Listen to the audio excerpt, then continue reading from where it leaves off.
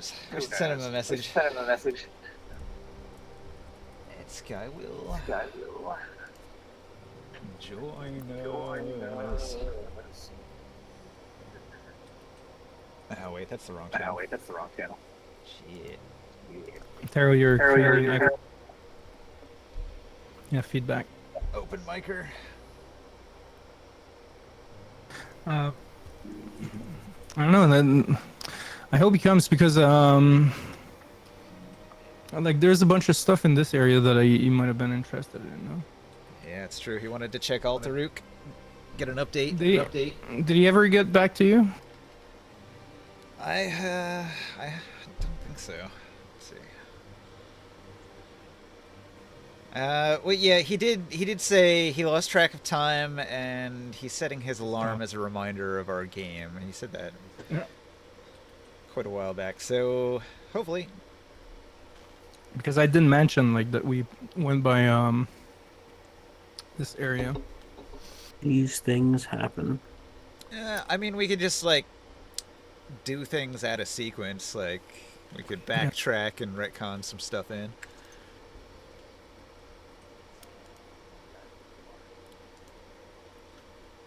It seems like the stream is live. Okay. Sorry, we were heading to we were heading towards what, Fort Melidor and Selleck, I think. You were headed towards Selleck in the deep south. That's the last stop before heading into the Deadlands area. Yeah, to get a little bit more information. All right. There's some complications en route. Now, you travel. You travel night and day. Probably during the day you will park the ship somewhere, drop anchor, hold the fort and rest. Allow the crew to get some rest during the hottest part of the day so you don't consume huge amounts of your water. The crew is tough and they're used to the conditions, so despite the sweaty, laborious conditions, they're going to keep the ship going optimally, and you make pretty good time. And so each day you cover maybe 30 miles or something. Your heavy airship is heavily armored, and it slows it down a little bit. It's a little slower than your other airship, so you don't make a lot of progress each day.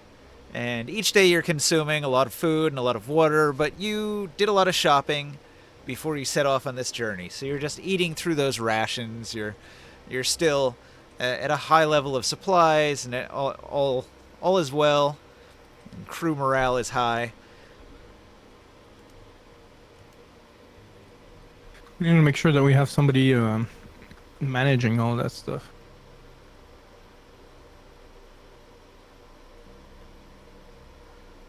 And you decided to skip Ladopolis.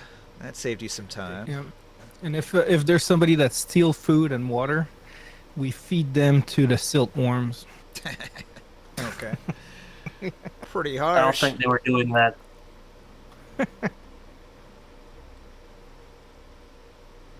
Or to the Lord of Flame, one or the other.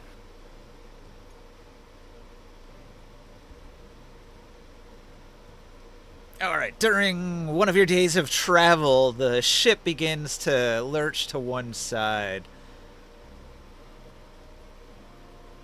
Everybody on deck rolls deck saves, or they are thrown. A couple of people keep their footing. Looks like one person is sliding against the rail with a hard whack on the back of his neck. He lets out a curse. Good thing that we have modern medicine.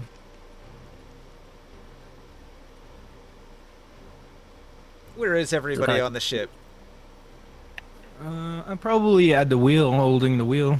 All right, so you detect that the ship is leering hard to the side. What do you do? Perception.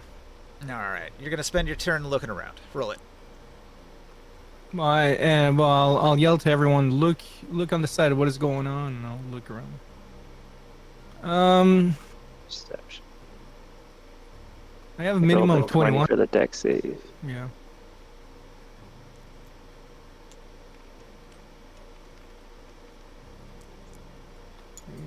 I got 26 for perception. All right. I am on the deck of the ship. All right, you beat the DC 25.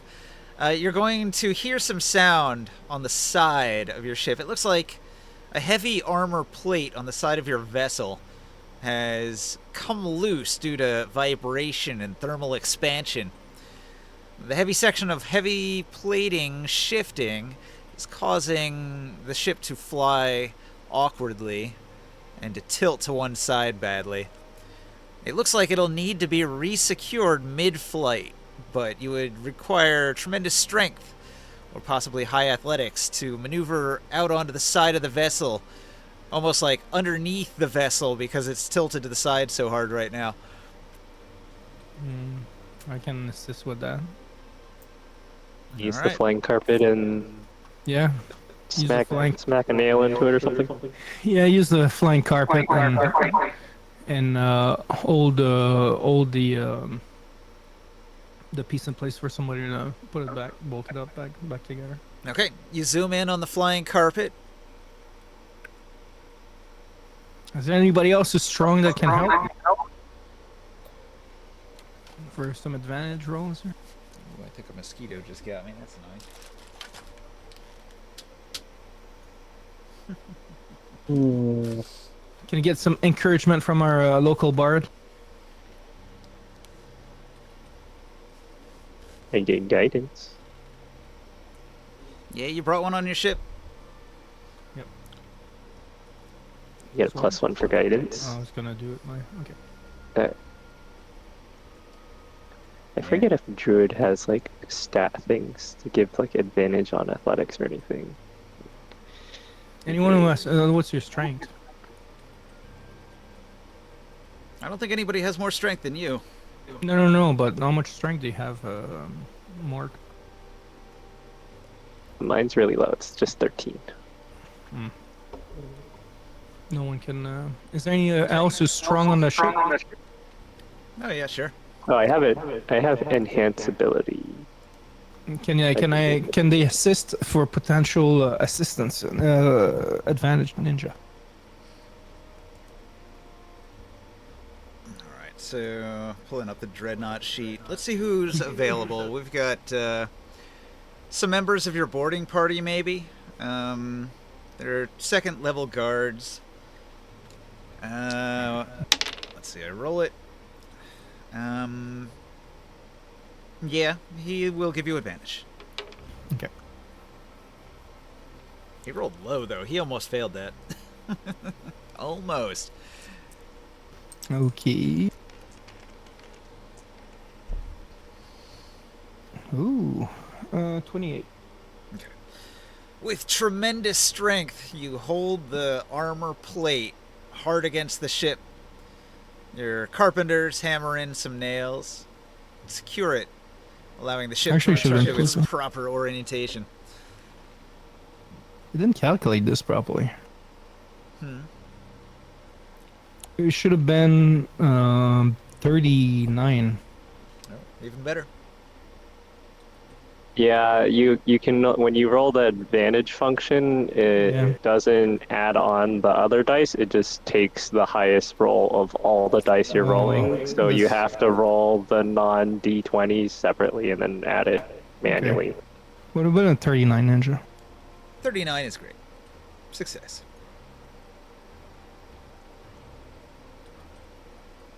Thanks for your help. High five. All right, so the immediate crisis is averted, and your crew, they're all going to cheer. Nobody was severely injured. You only have the one crew member who bumped his head pretty hard. I am going to send an order to the carpenters that are probably not doing anything right now. And I want them to go and make sure that they do a proper rotation. And make sure that nothing like that happens again. They're going to say this can happen. It's the intense heat. It's because we're in high sun, the hottest part of the year. Yeah, well, then you should do more inspection. Okay, well, they will redouble their efforts. Yes, sir. They salute.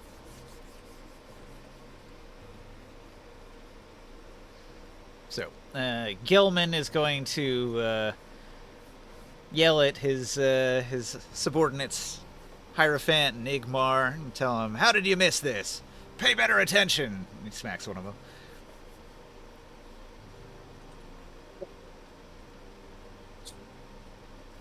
All right, so you travel. What happens if we send somebody in the pocket dimension that Taro has? They probably die. Okay. It's not as cool a move as it sounds. You have to actually get them in there. Yeah. What is it like? It's like a portable. It's like a different type of bag of holding, almost, or what? Essentially. But for like larger things. Okay. All right. After a week of close quarters under the crimson sun, half the crew develops some sort of rash. A mild delirium spreads among the crew. I'll do medicine. Double water ration. I'll do a medicine. You do a medicine check? All right, roll it. Yep.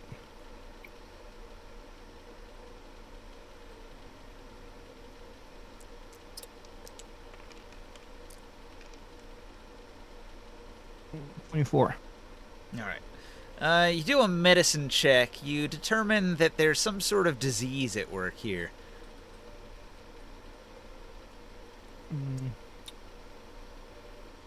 Anything that I might recognize? No. Are we feeling everyone? Are they feel? Are we all feeling something we are going on? Nothing has happened to any of the players, but half of the crew has come down sick.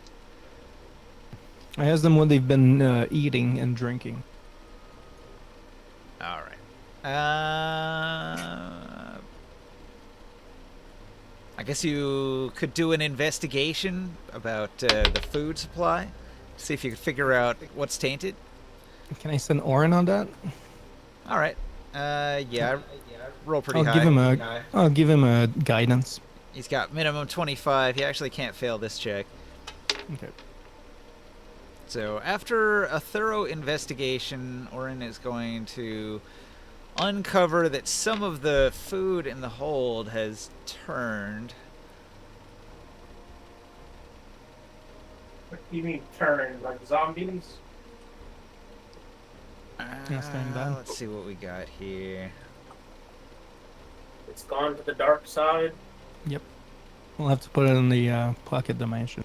All right, one of the sacks of grain that you acquired has some sort of fungal.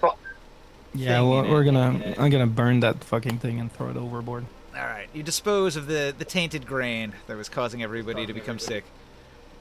And we'll tell the cooks to look into this and to make sure they don't feed people with fungus in it.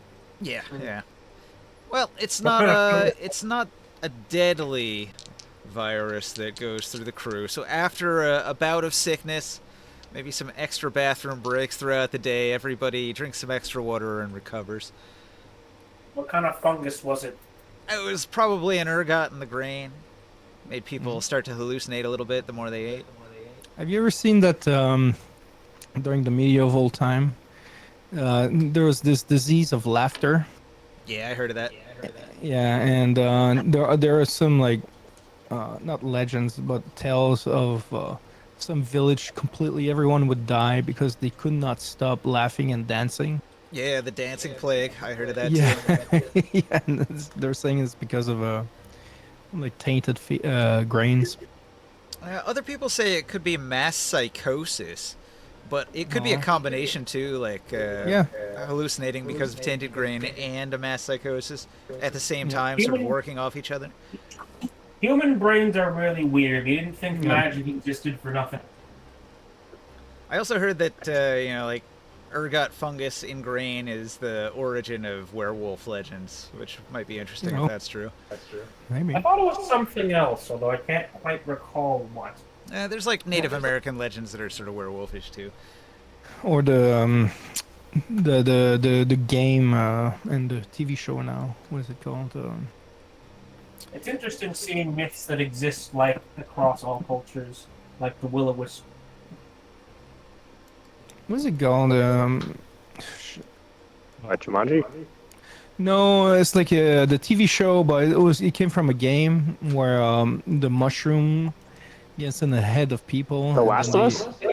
No. They all become like kind of zombie. Yeah, The Last of Us. No, it's not that. Like it's a different name. Dying light or something? No, I'll find it. It's the mushroom clickers, right? No, it's a different name. Super Mario Galaxy. All right. Night becomes day. Day becomes night. The next day, a terrible sandstorm rolls in. A massive wall of wind and grit. It's The Last of Us. Yes, Yeah. Did, Well, did I not say that? You did. you did. Oh, I heard something else. Sorry. I heard The Last of Us. Anyways. Yeah, anyways, that's pretty much the story came from that. Like, grain infesting mushroom fungus. All right. Do you all want to Yeah, burn man, some of your spells in order to fend off another massive sandstorm, or do you want to park the ship for a day? I'll use the control weather spell. Okay. You begin to control the weather, and after a period of time, you're able to calm the terrible sandstorm. It's still going to be dusty. Visibility will be lower, but it's not so bad that the airship can't fly. So you're only slowed down to maybe like 20 miles a day. It takes 30 minutes before the change takes effect. Okay. Now you are going out over a vast salt flat. It's more reflective during the day, so when you park your ship, there's an obscene heat and brightness everywhere. You have to shade your eyes or it'll blind you. Is that Will? What's up, Skywill? I looked Hey, at I'm the back. Lord of Flame. We had you do an investigation. There was some tainted grain that was causing a sickness in the ship. Oh, You found it, though. Unfortunately, you fell over sea and you're dead. Oops. but was it someone who tainted the grain intentionally? No. It was just, it had gone bad. It was moldy. Yeah. An unfortunate situation, but that happens sometimes when you go on a long voyage. Careful, it might be serious. Wow! That Bacillus cereus pylori bacteria. Yeah. I'm gonna put it in the chat. The lettuce, the tainted lettuce, the Taco Bell of doom. Taco Bell does not need any help. It makes you shit all by itself. Yeah, exactly. Cyclus you got? floridia. You get double diarrhea. Quadruple diarrhea. No, You diarrhea to death. But the thing is that like pasta, if you let it sit for a while, it will this bacteria that lives in pasta in breads, yeah, you Dried can actually die pasta? from it. Now, if it's dry, it won't live. It's still in there, like dormant, but you cook it, and it's okay for like a day or two. But if you kind of let pasta sit out for more than like I don't know how long it takes. I'll have to look it up. Yeah, it can turn bad. Yeah, it can be a problem for you.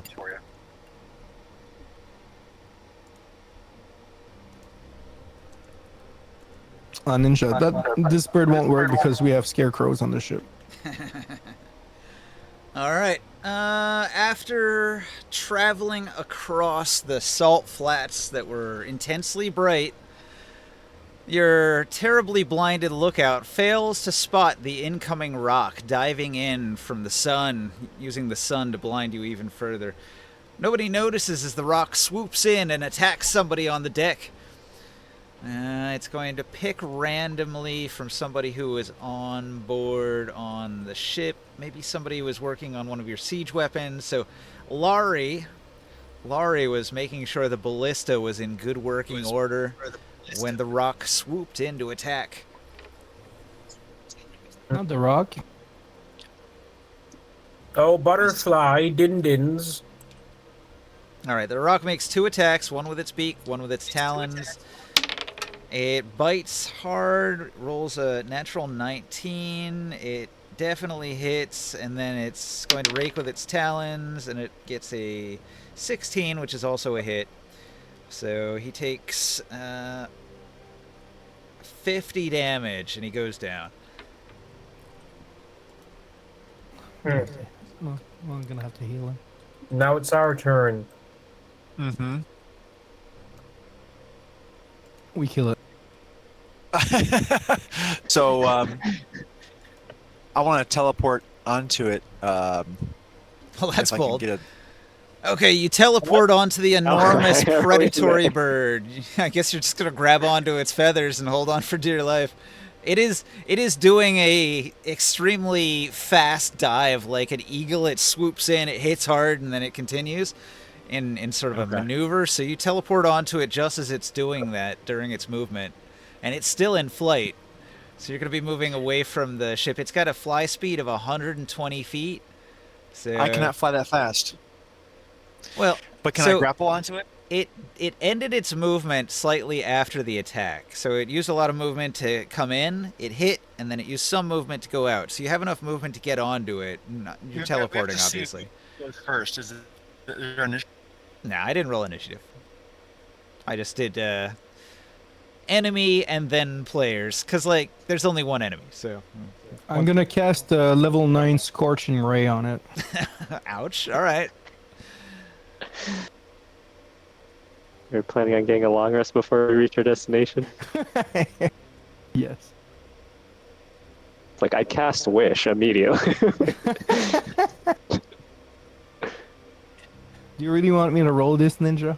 Yeah, this is a real enemy. This is real combat. Oh shit. Give me a second, then I gotta calculate. It's a legendary rock. It's basically like a dragon. Hey, Good thing I have one of those. honestly, a rock is probably not that challenging for this party, but it does pose a risk to your crew. It's already put down one of your crew members, and he might die if he's not healed almost immediately after this fight. So, we'll see. It could also damage the ship, so it poses more of a threat to the ship than to you, really. I can hear you. Can you hear me? Yeah. Yes. Okay, so it keeps going in and out. I don't know why I keep losing you guys. Unplug it, plug it back in. Yeah, I don't know. Maybe I'll try that. That usually works for me. What's this? Okay, Ninja. What is it?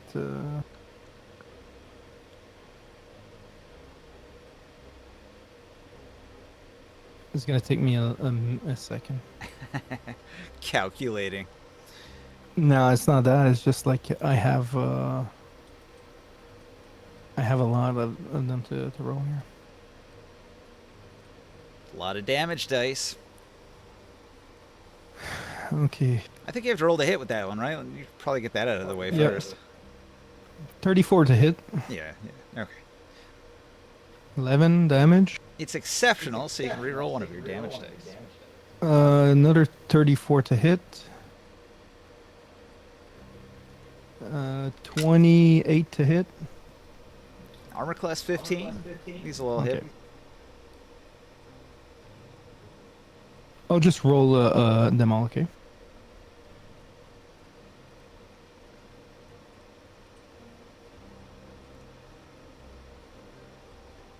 Okay, so I hit him every single time. Pew pew pew. Multiple fiery bolts dig into the flesh of the giant bird. Yeah. All the damages are a little different. I can re-roll a couple. I can't go back, can I? Oh yeah, okay. So 11 damage, 12 damage, 12 damage, 10 damage, 13 damage, 14 damage, 14 damage, 9 damage, and let me re-roll one of the d6 here.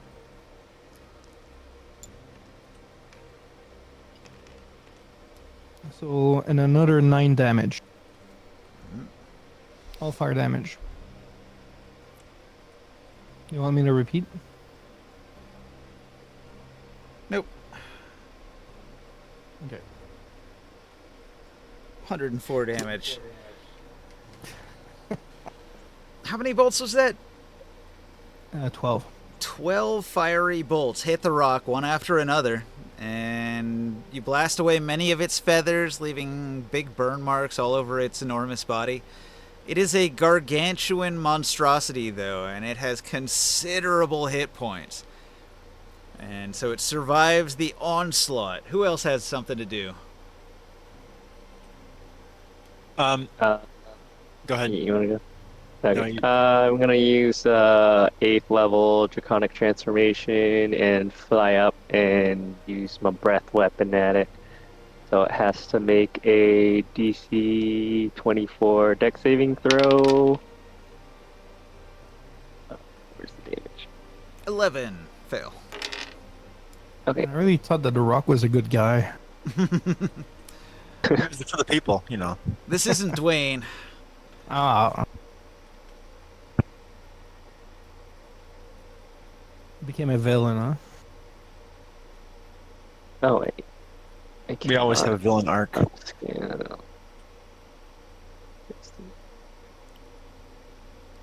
How was the con, by the way, this guy? Oh, really great. Low rolls. 20 points of force damage. All right. Wait. Force damage on a breath weapon? That's pretty impressive. Yeah, I thought that's weird. I thought you could upcast Draconic Transformation and it does more damage, but you can't. What spell am I thinking of? Okay, can I do a swift action hide, move action, fly up? How far away is he? 20 feet. Oh, well then I can just throw my I'll just throw my dart then.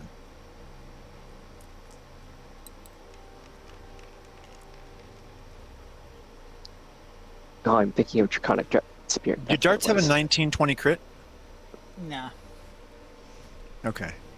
Almost Not nothing unless has the that in weapon 5e, specifically has unfortunately. healing. It's more of a 3rd edition thing. Threat range on crits. I did like that in 3e. You get the big battle axe of the 3 times crit on a 1920. Good stuff. I think there's still a feat in 5e that lets you do that, There is, yeah. like Great Weapon Fighter or something like that. So 48 regular damage, and then 15 psychic damage.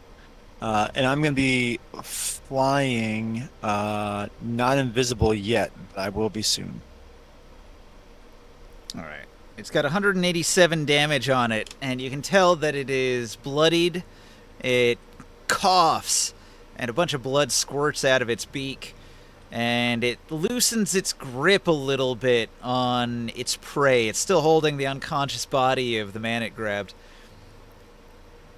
So he slips a little, and now he's dangling just by one leg over a tremendous height. Certain death if he should fall. All right, who else has an action? Ringside, you haven't acted yet. The Draconic Transformation, by the way, is a bonus action. Can I use my action to healing word the guy? Will he become conscious if I healing word him? Yeah.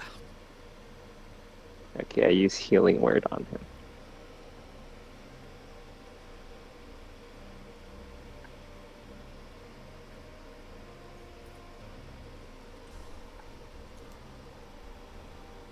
So he heals.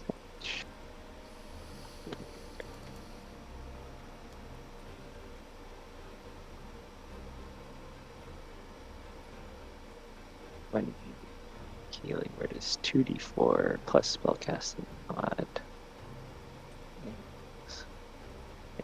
Plus another d4 for the thing. Oh, more low rolls. He heals 12 hit points. Okay. He goes from 0 to 12. His eyes sort of open. He coughs. He's got blood all over him, but his wounds have closed, so he's not losing a lot of blood anymore. The deep talons of the creature are barely holding on to him now. He's just dangling by one leg. He's going to grab one of the talons and hold on.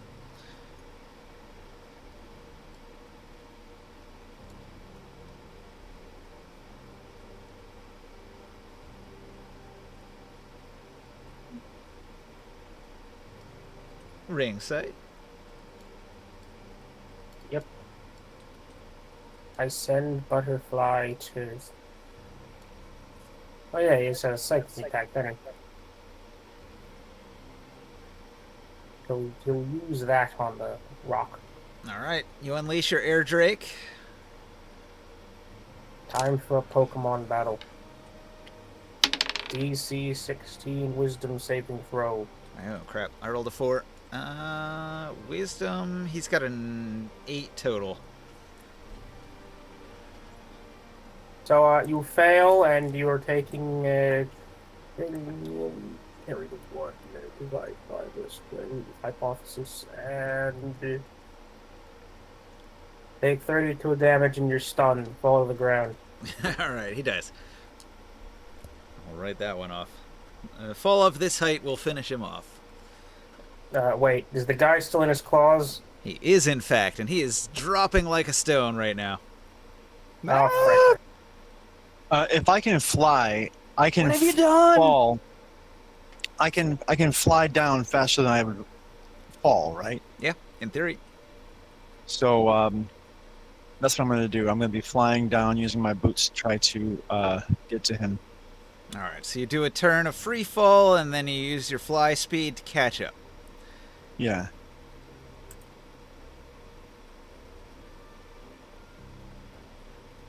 Alright, so this man I is successful in catching loosely entangled in the rock's claws. Held on by only a single leg. How are you going to disentangle him? What's your plan? What's your strategy? Well, when I get up to him, I would like to use athletics, if that helps, to pull apart in a mammoth display of strength, pull apart the rock's claws and loosen him so that he can fall freely in the air, and then I will catch him. All right. Time is of the essence. Roll it. Let's see if you can pry this big claw open in time. The ground is coming up fast. While they're doing that, I'm gonna heal our friend that fell down on the boat. No. He was still in the claws. He was snatched away by the rock. 24. And Butterfly, You know what? No. Hold on. Butterfly has a fly speed of 80. Can he just do the same thing? Yeah, he could help. I'm gonna add 10 to that, so 34. 34. All right. So you strain mightily against the giant dead claw. You pry it open. You now have the unconscious man in your hands. Actually, he's semi-awake, but he's pretty badly wounded with only a few hit points.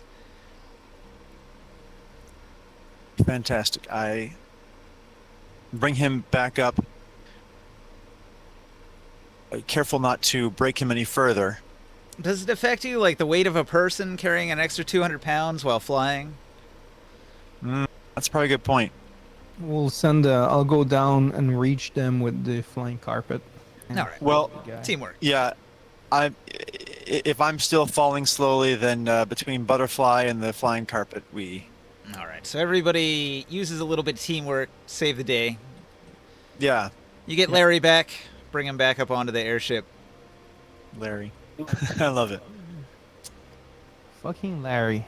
The rock is now a smear, though. Oh yeah, he hit the ground. See, he's this enormous bird, gargantuan in size, and he hit the ground from a tremendous height.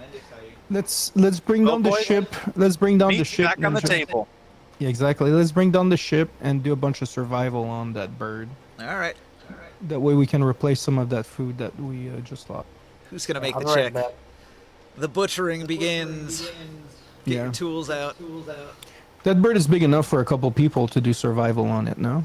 No, just do one check to get the meat, and then it'll feed a lot of people for a long time. Alright, so I'm going to assist Morg. You get an automatic success. Automatic assistant. Advantage. Yeah, and I'll give you an additional guidance as well. I don't think they stat. You can roll the d4. Okay, so 31 survival. Nice. All right. right. Well, you are skinning that bird. Yeah. You're getting your hands dirty. You're covered in bird blood. You're acquiring huge amounts of meat. Turkey-like meat. Love Nice. to eat turkey. I like that. It's super tender from being splatted. Yeah. Yummy, yummy. Very Tenderized. tenderized. Yeah. Oh,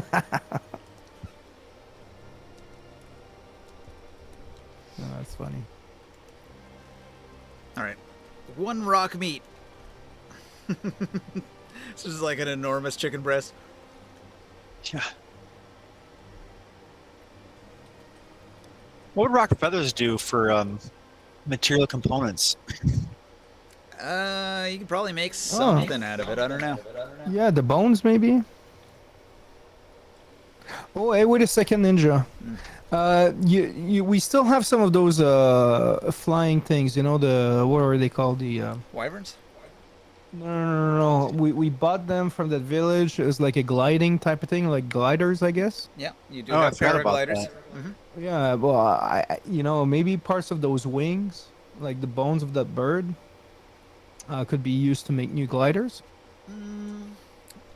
Because like bird bones are made with a bunch of pores, so they're lighter, huh? They're good. They're good, flexible, and Yeah, I guess if you had a good enough craftsman, they might be able to make a paraglider out of some bird bones. Wait, would it be useful for the ship? What about maneuvering fins for the ship? Probably I think not. We already Probably have, not. I think we already have that. I mean, if you needed to jury rig something, if your ship was damaged, you might be able to use these parts to scrape together something. I think we can like collect some of those and just try to make gliders or something later. Yeah. All right, I will add 1 rock meat and bones. Well, not the bones, the feathers, right? And feathers. Carrying the entire rock would probably be challenging. Yeah. For Good meat though. So basically, Put when the you rest make of the the party on the survival flying check, carpet. Anything else you want while I'm cutting? you made the survival check, so you can basically claim any of the parts. So you took the meat, you took the bones, you took the feathers. You know, whatever you want. It's yours as long as you have a container to hold it. We do have some of these empty barrels, maybe. And I guess we can start salting. We'll have our cook start salting the excess bird meat. We can have like a nice fresh barbecue tonight. Salt. Get a little, Do you have salt on the ship? I don't think so. well, yeah, like it's everywhere, right on our feet. Do you want to spend some time collecting salt from the salt Yes, flat? yes.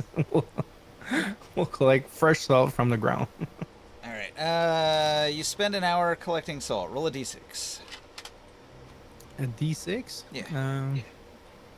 Am I also rolling a d6? Oh, well, I mean, anybody who wants to participate can go roll a d6. I'm gonna do some of that. 3. All right. You get 30 pounds. Sweet. I rolled a 1. 10 pounds. Aw, 2. We got 60 pounds. All right. 60 pounds of salt. It's probably good enough to salt all the rock meat. Mm-hmm. It's actually quite a bit, 60 pound. Mhm. Yeah. Big ass fucking bag. Fortunately, you're in the right zone to find it. Mm-hmm. We need all that excess. Like anything that we can bring on board that's not gonna like make us unmovable, because we're gonna be consuming pretty much all of it. So that did eat up about an hour of your travel time, but it's not going to matter too much. An hour. That's Sky pretty wheel. impressive. Sky wheel. Yeah. I put a note on your sheet here. This one here. Vorpal throwing blade. Yeah, but look underneath. That's your share of last week's treasure. Wow. I put it on your Indestructible. character sheet as well. If you look just under your money on your character sheet, I made a note of how much money Krius gave you last week. Oh well, that's the same thing. Yeah, same thing. amount. It'll be the same thing, so don't do it twice. Wait. Yeah. Don't Hold on. What's this lose below 5 on attack? That I don't know. Says returning, but if I roll a 5 or less, then it doesn't return. Yeah, that means you've missed it when it comes back, and it just like it's discarded somewhere nearby, and you have to find it. Well, because trying to catch it, So if if it's a you vorpal flying blade, like that might be challenging for my health. well, don't roll a 1, but like if you roll like a 5, you've only missed it and it's behind you. But if you roll a 1, it might be a bad thing. I might roll an attack against you. Okay. But I As usually long as only it's do an attack. I usually and only not do like a hard complication on a 1 and rarely. Right. As long as it's not like, oh, you automatically just die. You know, as long as it's an attack, like that, I can rock with that. Yeah. Yeah, and you have good AC, so you'll dodge it probably. Maybe. Can you imagine beheading yourself with a vorpal blade? That's kind A of bad way to go. Yeah, a bad way to lose a Dude. character. a little bit Well, embarrassing. You weren't there during the dragon fight, but you were like -4 or 5 in dex because of the drainage. Oh yeah. Oh yeah, you missed like pretty much the ending of the Dragon King fight. Yeah. I'm sorry. Oh, hey, if you look at the map here, I drew the red line of travel. We actually traveled past Altaruk. Since the shopping was done in Tyr, you didn't have to go to Ladopolis, so you skipped that whole region. But if you still wanted to gather information, you could have burned a day gathering information in your old stomping grounds of Hometown, Altaruk. yeah. See what they know about Balak's troop movements. Well, I would like to do so. I don't know how you guys feel. No, it's okay. We dedicated time for that last time. So, Quintus Gavia, if he's still around, I would love to talk to. And oh, where's my notes on this? The mage, who's actually an anti-defiler. What is his name? He's actually like the captain of the whole fort. He's actually part of the Ville Alliance. Where is this? It's in here somewhere. I have too many pages of notes here. I need to have a... Oh, here it is. Shoot.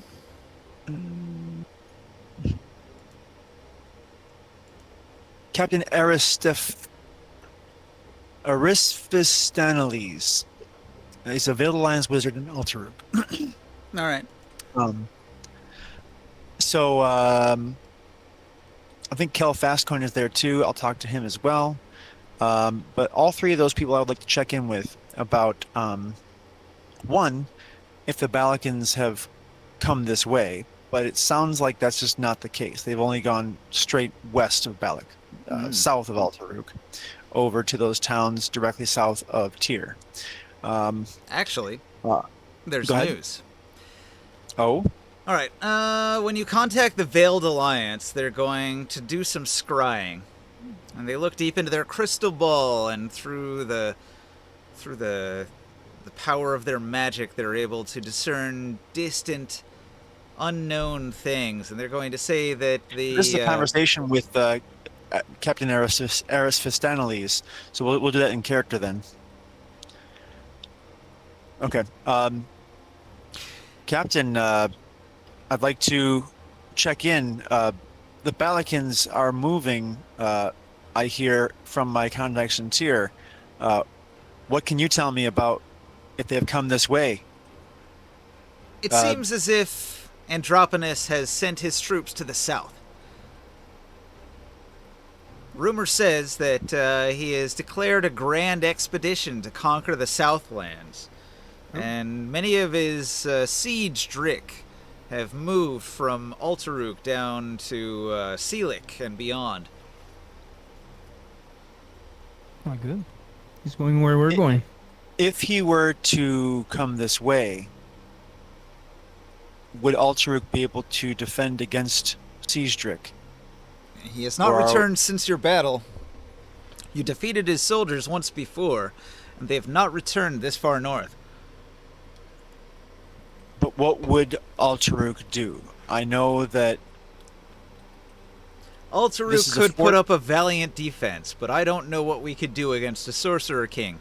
If Androponus shows up in person, we will be hard-pressed to do anything about it. Well, that is not what I'm asking. I'm asking if he sends his centurions. Yeah, if he only This way. sends a small army, we might be able to repel them. I would never ask you to fight against Androponus, but from what I hear, Androponus is more of a merchant or a politician than a warrior. If Hamanu is more the type to march with his soldiers, or so I've been told. True. Hamanu is a great and powerful warrior, feared by all. But so far, we have managed to avoid or maybe even deflect his ire. However, Androponus seems to be just gaining more ire towards us as the day marches on. So, He must not have liked being repelled here in Altaruk previously.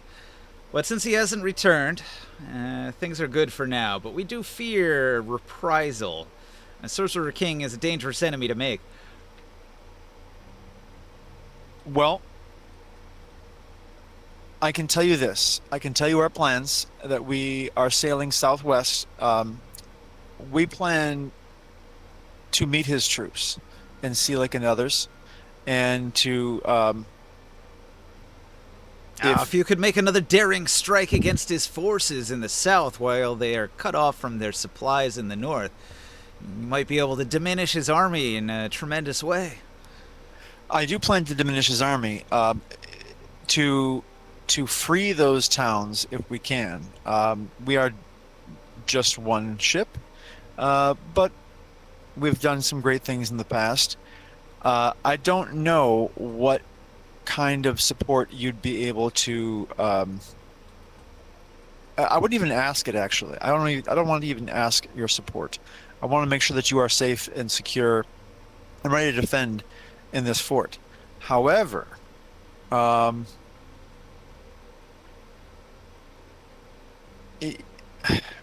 just knowing that you're going to hold this fort down against those that would march upon Tyr is enough for me. What?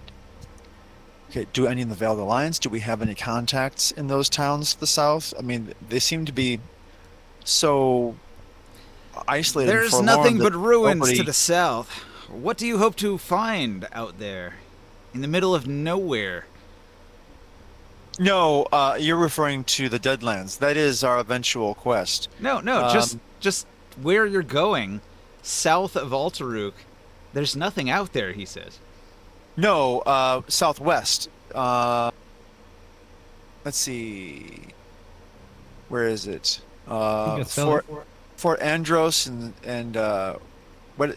Hold on. He went to Sealik? Yeah. Hold on. I thought he went to Last Oasis and Fort Melindor and Caladnay. No?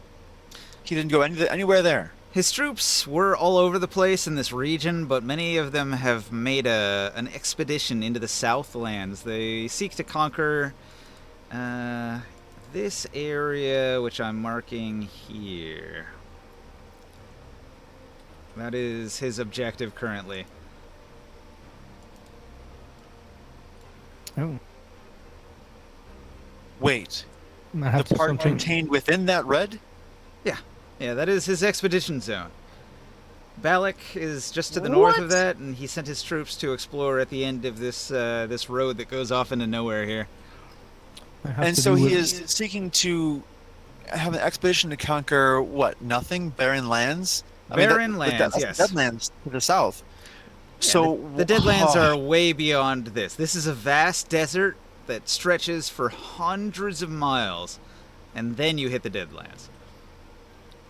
There must be something that is not known to the map makers and cartographers that make all the maps of the tablelands. Something that is there that he finds worthwhile, because none would. Do you know how many troops he is dedicated to this? At least as many as came here. and the amount that we fought in Tyr. Yeah. Well, Like no, the that? amount you fought in Alteruk. So he had a siege drick that was manned by a sergeant and a platoon of soldiers and a Templar mage. That was. That's a while ago.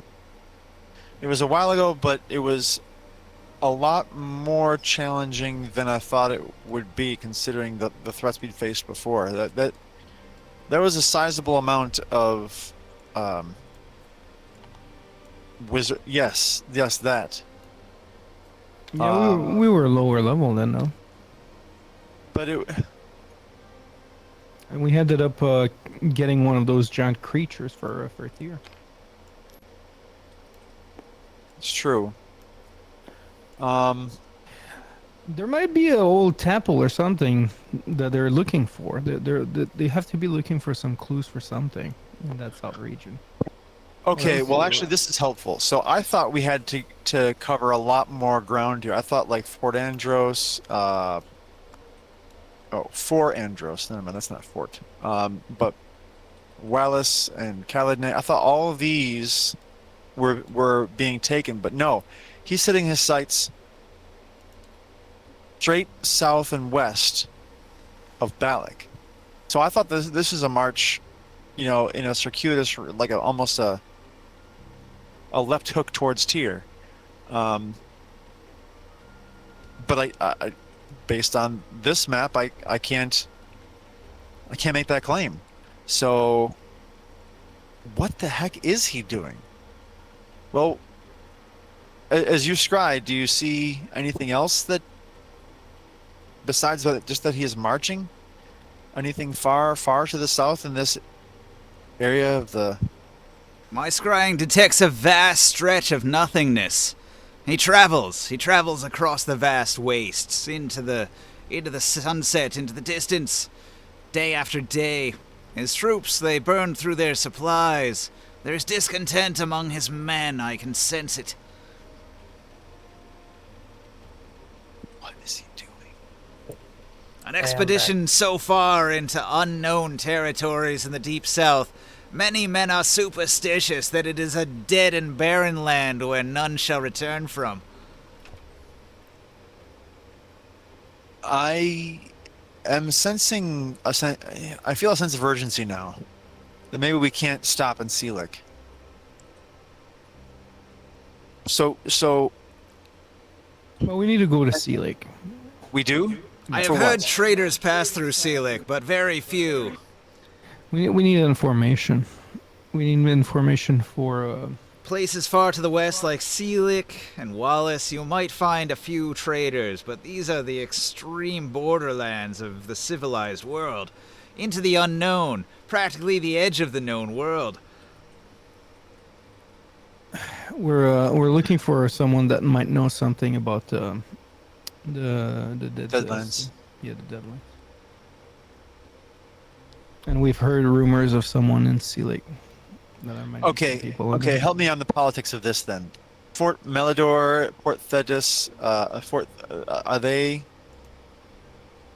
owned? Do they swear fealty to Androponis or to any sorcerer king that I know?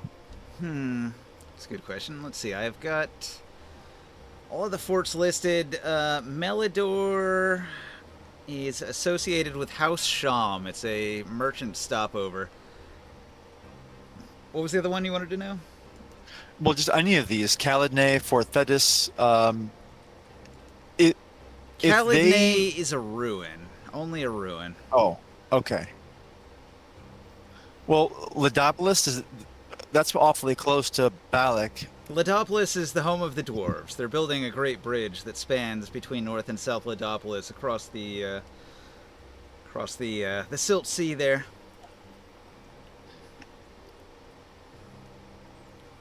That is a big bridge. A causeway. Only a dwarf would think to engineer something across a span that big. Well, anyway, It's probably, what, 50 miles? It's big. yeah, that's like out of character, like the Florida Keys, Yeah. causeway. Mm-hmm. Just miles and miles of it. Okay, anyway, but the dwarves don't spare fealty to Androponis. The dwarves, they have never sworn fealty to anybody. They're a neutral faction that have been left alone to a degree. I mean, of course, they will pay a tax or whatever. You know, Androponis might demand things of them, and they always concede. So they remain neutral, and they appease the Lord Androponis whenever he demands anything. They don't stop his troops when his troops move, you know, whatever. They do not start fights with him. That would probably be a good place to go if we want to get information, supplies. They're certainly well heeled. And over here you got Fort Glamis. They're associated with House Wavir. Let's see. Last Oasis. Where's Last Oasis? I think that might just be an oasis. Last Oasis is just next to Fort Melidor. So I'm guessing that that feeds into the fort. Oh, they'll tell you that there's rumored to be quite a few Thrycreen guarding an oasis in that direction. If you need water, beware. The Thrycreen control it near Fort Melidor. Okay. Well, Sealik is rather large as far as settlements go. I mean, is it on the scale of Balak? But Sealik was once a free city? Sealik is a ruin. A terrible ruin. Oh, there's not even... Well, what the heck? There might only be a small merchant enclave on the edge of the ruins, but the ruins are quite dangerous. It is said that horrifying psionic monstrosities are lured like a magnet to the region for some reason. So then why do the merchants go? Do they try to steal away treasures that they can then sell elsewhere, or what? They might be able to get materials from these strange mutated psionic creatures that are drawn to the area. It must be quite dangerous. Whatever hunters they bring to collect these materials would have to be quite skilled. Well, this is changing a lot of my overall plan. Do we still want to go to Sealik? If you wish, you could divert more southward to get straight towards the Deadlands in this direction here. Were we supposed to find like someone though in Sea Lake to guide us or send us in the direction?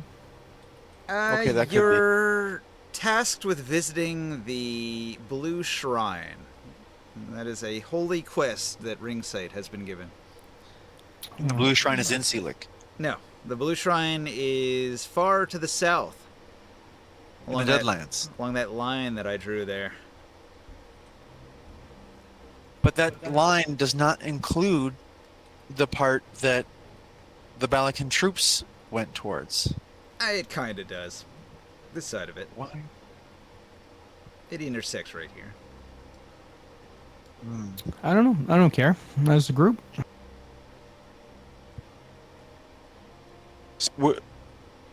We are not expecting to find a guide from Sealik. Is that correct? Oh, I thought we were going to be finding someone for more rumors and. You can go to Sealik. More and information. You can gather of the information there if you wish. There's likely to be merchants there that will know more about the region than we know. Okay, so that stays on our itinerary.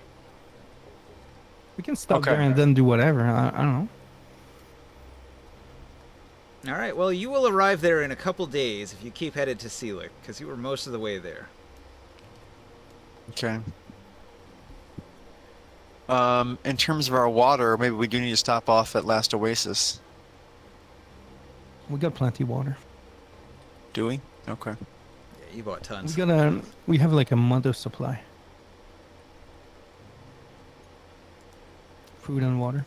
And a lot of material for ship.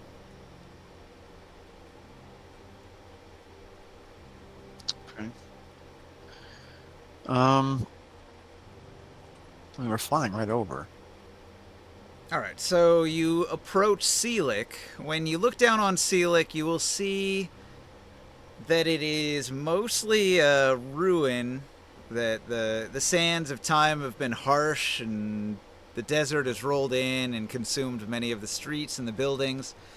So it's a bit of a ghost town, but you can see that there are lights at the one end of town where there seems to be a small outpost that has been sort of carved out from this ruin, where they've built in among the ruins a little extra construction. It looks sort of like a raider town from a Fallout game, where they've used whatever materials they could get their hands on. It's not much, but they've pieced together some structures and some defensive walls and things like that. And there's merchant guards that are on the lookout, and they seem very skilled. The skill level of the typical warrior, they might be 3rd level, 4th level, 5th level. Maybe the exceptional merchant guard might be 7th level, but these seem to be exceptional hunters in the range of maybe like 10th level. You can tell that they are very skilled, and they know how to deal with the wildlife here.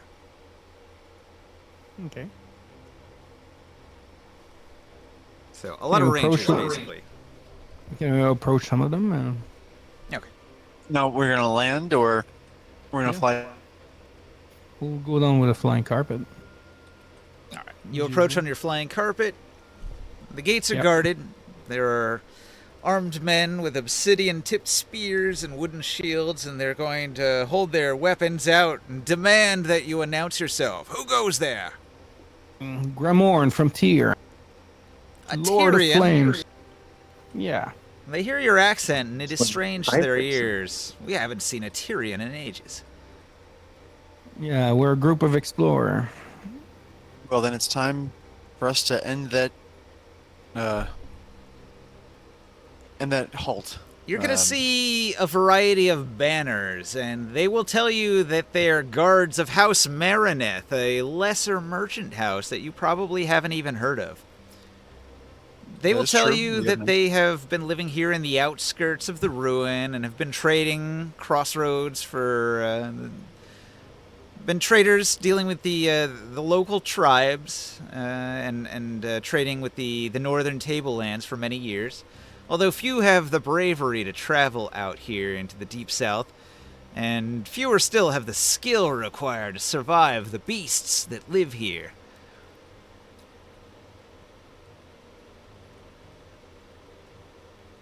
We're looking for some information and maybe talk with your merchants.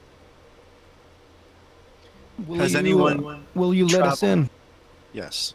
They seem cautious. They keep their hands near their weapons, but they do suggest that you meet with their leader. Yeah, we'll do so. We are here in peace. We don't want any trouble. We're looking for information.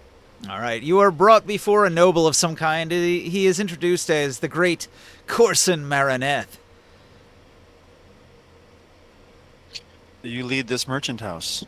And he says, "Yes, House Marineth is mine. You have come a long way. Tell me, what brings you to Seelick?"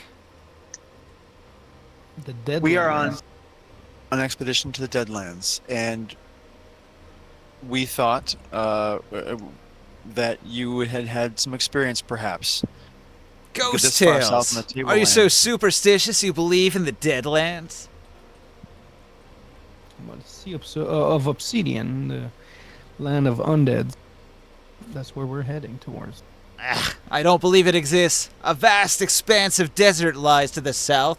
None who go there survive or return. It's a fool's errand. I caution you not to go. No one has ever gone and came back. Nobody returns. It is a death trap, endless wastes as far as the eye can see. Have you ever heard of rumors, maybe legends or stories of some temple, or maybe of what the lands might have been before? You speak of the Blue Shrine. Yes, we know of it. It is rumored to exist on the edge The edge of the known world, as far to the south as anyone has ever traveled. But I believe this too is a myth, and I do not think you should bother with such petty rumors. People have fanciful tales. The bards, they speak words that are entertaining, but you can't believe everything that is said. There's bards singing over And the you place. you have no sages or warriors who ever traveled that far south, or We do not dare go to the south. It is too dangerous. Do you have any good rangers, good guides that maybe could help us on our adventure? Somebody that would be willing to go on an adventure. His rangers, they are extremely skilled at dealing with this region right here. Okay. So if you were going to delve into the dungeons in Sealik, into the ruins, you might purchase one of the rangers as a guide, because they can deal with the animals that are here. What happened to this region? It's unknown. And what do you find in your in these ruins? right? Delving into the ruins is quite profitable.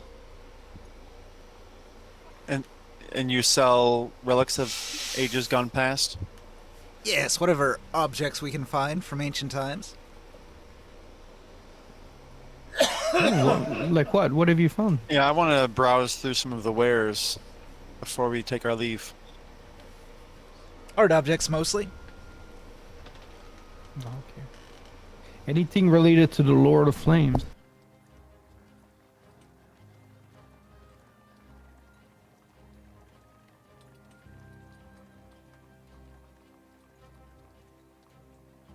I'm going to assume that's an answer of no. Sorry. Choking and croaking here. Give me a minute.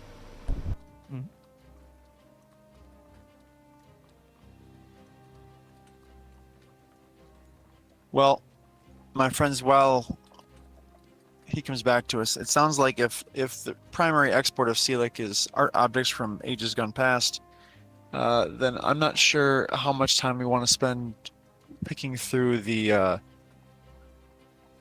merchants here. Maybe we should pick up just one thing, just to, almost a souvenir for having been this far southwest in the Tablelands. You find art object of ancient Sealik. It costs 250 ceramic pieces. Oh, ceramic. Okay. Yeah. Yeah, I'll buy that. So I'm marking that down.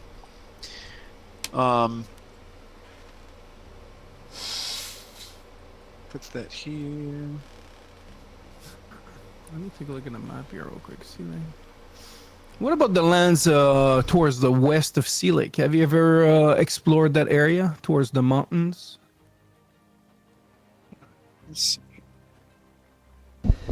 Well, to the south you have the Airy Cliffs. To the west there is Rimish Rock, Bloody Spring. Far to the west is Durg's Puddle. Somewhere to the south is Pitted Rock. These are oases if you need water. But no civilization? No. And if What's you at go the due bottom? south, you might Yeah. find the Blue Shrine. No, but like outside of the dead zone, okay. Like when you look at the other map, there's like a circle of mountains with like something in the center, like a temple or a tower. Which map? Oh, the background map. Way down south of Way down Durg's south. puddles.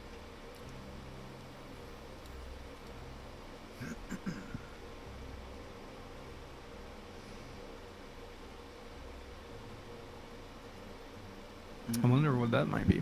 I don't even see it. See it on the big map. It's like almost underneath our table. Don't worry about it. There's nothing there. Okay. Oh, yeah. So there's not much more here in Sea Lake, I guess, huh? There's a dungeon, the ruins of Selik, that you could delve into. Although I haven't prepared that. Nah, it's okay. Well, I don't think that we need to. That seems like a fool's errand. If the primary thing that they're exporting isn't weapons but art objects, that's not something that we need to spend our time on right now. We have far more pressing matters. Namely, this Balakan expedition to the south. It seems to be maybe not directly going towards the Blue Shrine, but awfully close to it. And I wonder what Androponus would have to do with it. Why he would spend You might be an going entire for a drick full of troops. That's quite an expensive errand. might be going for the same thing we are. That's what I'm thinking. I want to ask him if they've noticed any, Balakan troops. I guess no, I was gonna say like the draconic people of Dragoth, Ah, yes.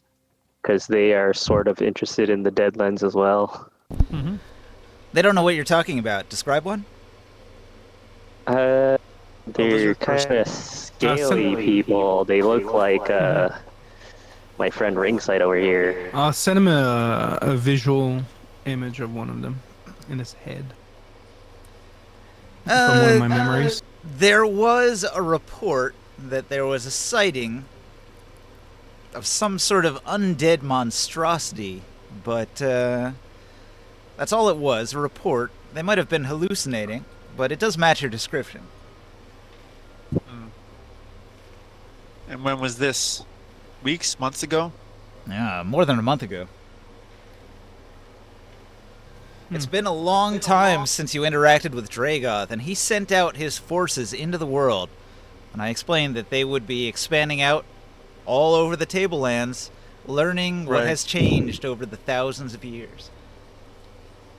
But again, this report was a new report. This is not a type of undead monstrosity that they have been seeing in years and decades prior. Well, This is not- many people have seen No. a skeleton. Necromancers are a common problem, but this skeleton had a completely inhuman skull, according to the report. But I don't Yeah, believe in fairy tales. Well, let me tell you, it's no fairy tale. We've encountered them in the mountains east of Nibene. Yeah. I guess he'll never believe into Get Yankees. Okay, so from what you know, there is no special tools needed, just an unending supply of hope and confidence that we'll find something, or foolishness to Yes. continue going south. Yes, Okay. foolishness. If you wish to continue to the south, I We I must. hope you do return. You do. Well, We will. maybe we'll live to tell you all about it. He will tell you a Perhaps. little bit about the Welakai. Welakai. The Welakai are the local tribes. They have gone further south than our people have, for sure. Perhaps we You, could. you might find Get an some. audience? If you travel to the south, you might find them traveling. A nomadic people they are. Are they Okay. elves? No, the Welakai are mostly human. Okay. He will tell you that you have to be careful, though. There is another band, a band of Nikal. They're called the Bands of the Pitted Rock, and they are very aggressive. They've been attacking people in the region, and you should take care. If you see a group, it may be the Welakai, but it may also be the Nikal. It's hard to tell at a distance. Are there any cultural expectations in dealing with Welakai or Natal that we need to be aware of? They're a Like- brutal and barbaric people. Show strength, do not show weakness. They may choose to conquer you and take your belongings if you show too much weakness in their presence. Okay. So it's concern ourselves not with gifts or bows or any sort of They pleasantries. respect only strength. Understood. Taurus would have liked them. Taurus, great hunter. He'll warn you that there are also many Gith in the region. Okay. Nikal and Gith are the major problem. There are a few undependable elf tribes. They're mostly a little further to the north. And there's also some flighty Kenku of the Feathered Crags, which have been agreeable. Traitors. The crags, they would be to the north end of you, yes? Yeah.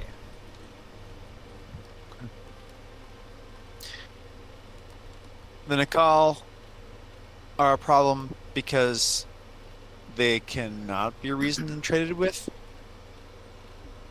Oh, the Nikal are horrible. They attack, they kill, they take. Understood. They war with all. Enemies of all. Could we recognize their banner if they were flying? Do they have They're tricky. colors or tartan? They will often fly the colors of other groups, so they will trick you into a parlay and then attack. I see. Well, that is still useful information. Gander trusts no one in the dusty plains of Athos. I'm going to give, I don't know, a 10 piece just for, appreciation of his information. So I'll mark that off. I don't know if that's appropriate or not. They'll tell you that there is a known leader of the Nikal. His name is Ceres. It's spelled very strangely, though, so it is Tsaerres, Ceres. So perhaps if you do encounter the Nikal, you might be able to use that name to get some sort of audience with their leader. That's all we know, though. A dangerous group. We mostly avoid them.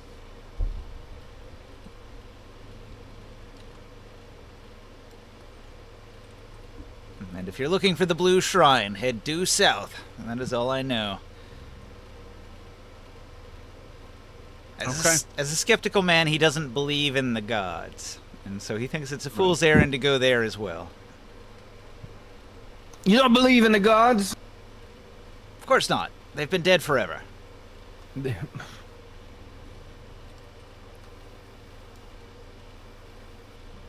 Okay, well, we'd like to restock some. We will trade for goods to make our journey south. And we bid you well. Okay. mean, this- Resupply. The Lord of Flame is not actually a god per se, right? Just like course. the sorcerer yes. kings being able to bestow powers on people are not technically gods. It's subjective to a fire cleric. It definitely is a god, but to outsiders who are not fire clerics, no. It's just a fire elemental. The same would be said of, Hamanu or, they would. Urukites would I call mean, him a of god. course you can worship them, but I don't know if you'd say it's like a god, Of like course he's a god. celestial entity. Well, would Korganod count as a god then? He's somewhat godlike compared to regular people. Anybody over level 20 is going to be epic level. They're going to have that aura, that shine. He's the lord of the world of flames. What are we You're talking about? basically a demigod when you hit level 20, so... Ooh.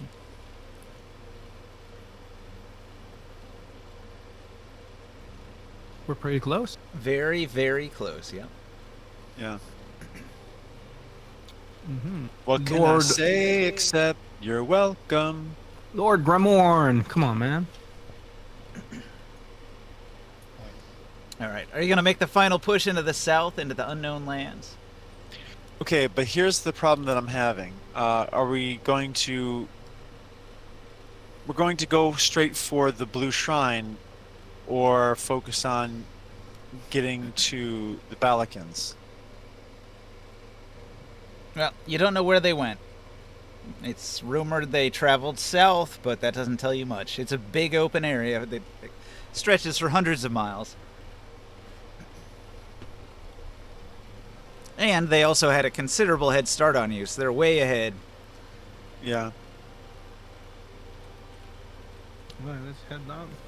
You can assume to find out. Okay, several more days of traveling to the south, and you're going to come to the Blue Shrine. Oh, okay. Well, that was easy. We're on the airship, man. We don't have to walk over there.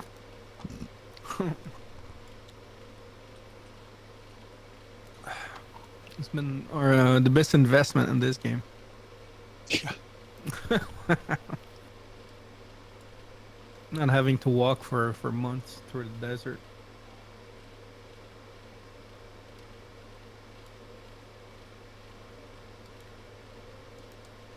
It surely has made the table lens a little bit smaller.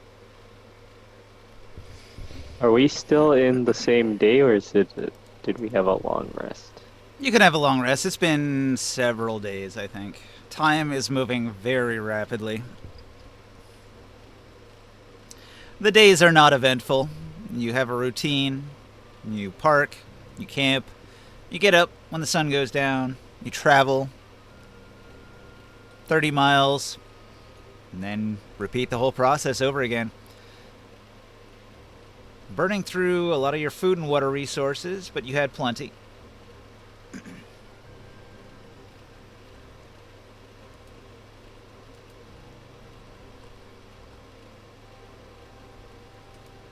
All right.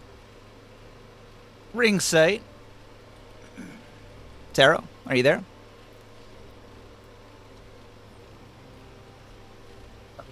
No, I don't think... Oh, wait.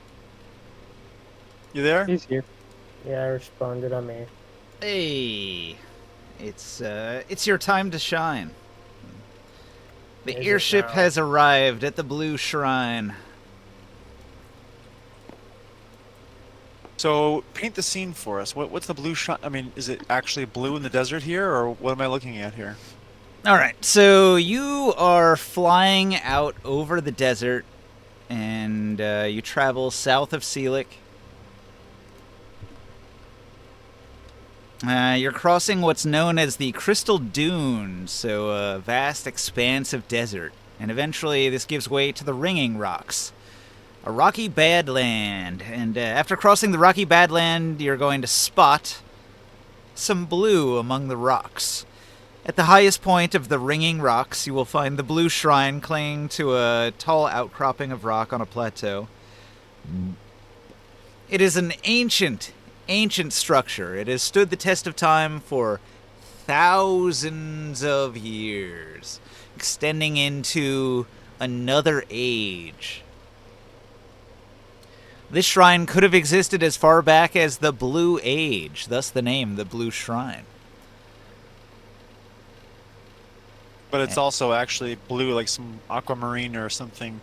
Yes, it is. Rock is just It is around. bright blue. The entire dome roof of the structure is bright blue and stands out in the rocks, which are mostly brown, tan, sandy. Okay. The Blue Shrine is not an enormous structure. It is a simple building, a shrine consisting of a number of columns, a few walls, a roof. Within it, there is a sconce for burning incense and a throne. I will cast out my arcane eye to investigate. All right. So it seems as if the shrine is actually occupied by a group of people. Outside the shrine, you can Whoa. see there are quite a few kanks that are tied up. And your How are they arcane eye surviving can out here? and your arcane eye can detect voices within.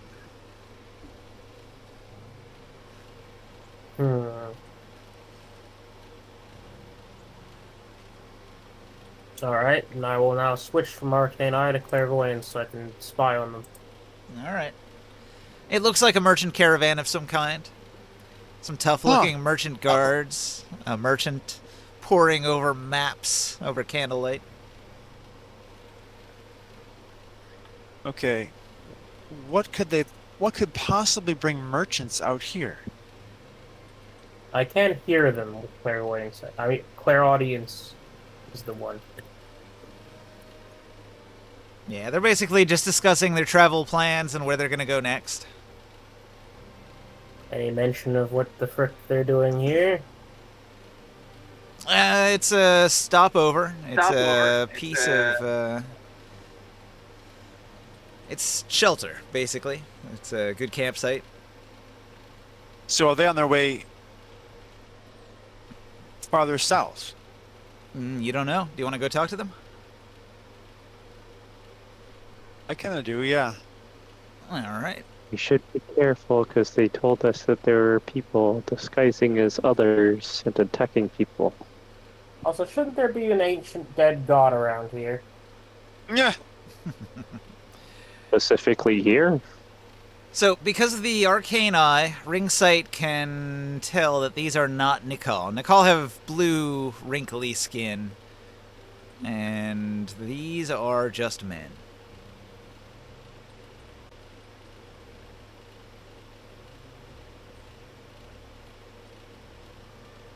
So, it's your call. What do you do?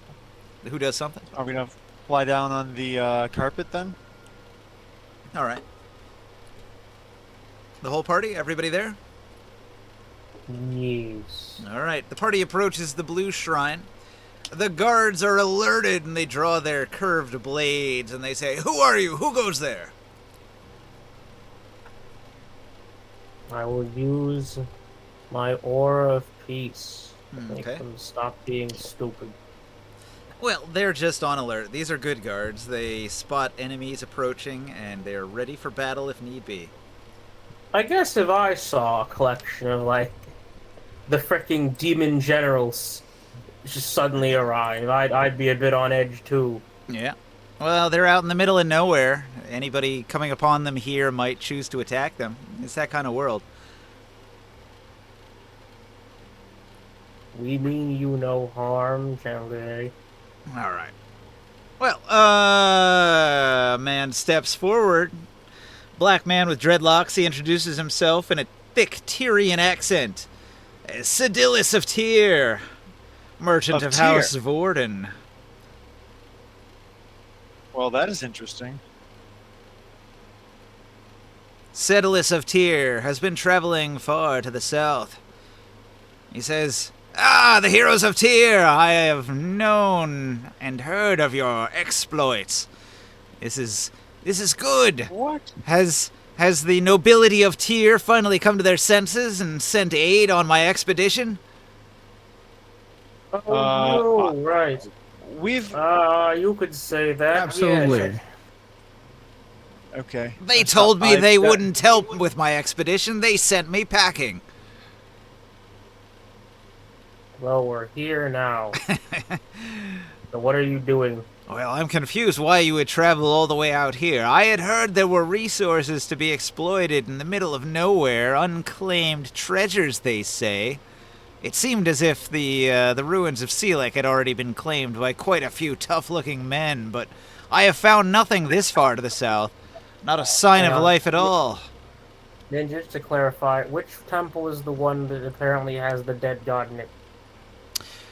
The dead god is not here. This is a location that you were told to travel to, but this is not where the evil version of your god resides. He resides in the Deadlands. But this temple was given to you in a vision, a religious vision telling you that it's very important that you visit this temple and sit upon the throne and smell the incense as it burns. There are treasures here. Treasures beyond your wildest imagining. Well, I was just saying there were no people, and I see no treasure, but I wouldn't mind looking if there is treasure here to find. I'm gonna walk up So- the stairs to the throne. All right. No, no, it's the wind god. I'm gonna fly up there. All right. So there is a sconce for burning incense, and there is a stone throne that has stood the test of time for many thousands of years. Is there incense already around, or we may have some already on us? I can check my. It does appear as if Okay. somebody has burned incense here, though it is old ashes. You don't see any available. Did you bring some with you? I think I have some in my pack somewhere here. I'm looking. Ramar, don't you have some when you pray to the Lord of Fire? Don't you have like stuff you burn? Yep. I'll cast the spell. So I get a vision ninja. All right. What spell? What are you talking about? From ashes, I can see what happened when it burned. Okay.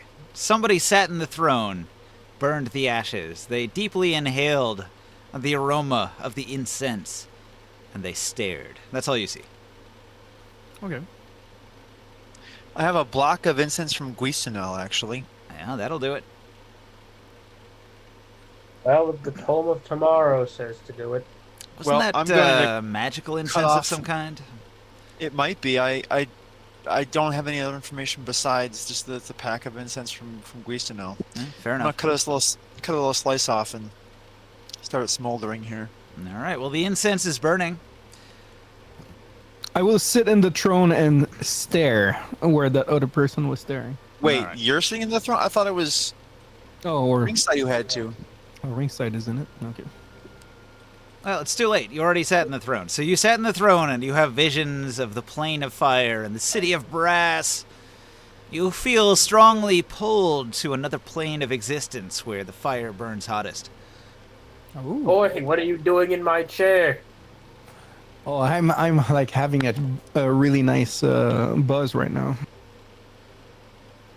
So you are hit by a powerful religious vision related to your god.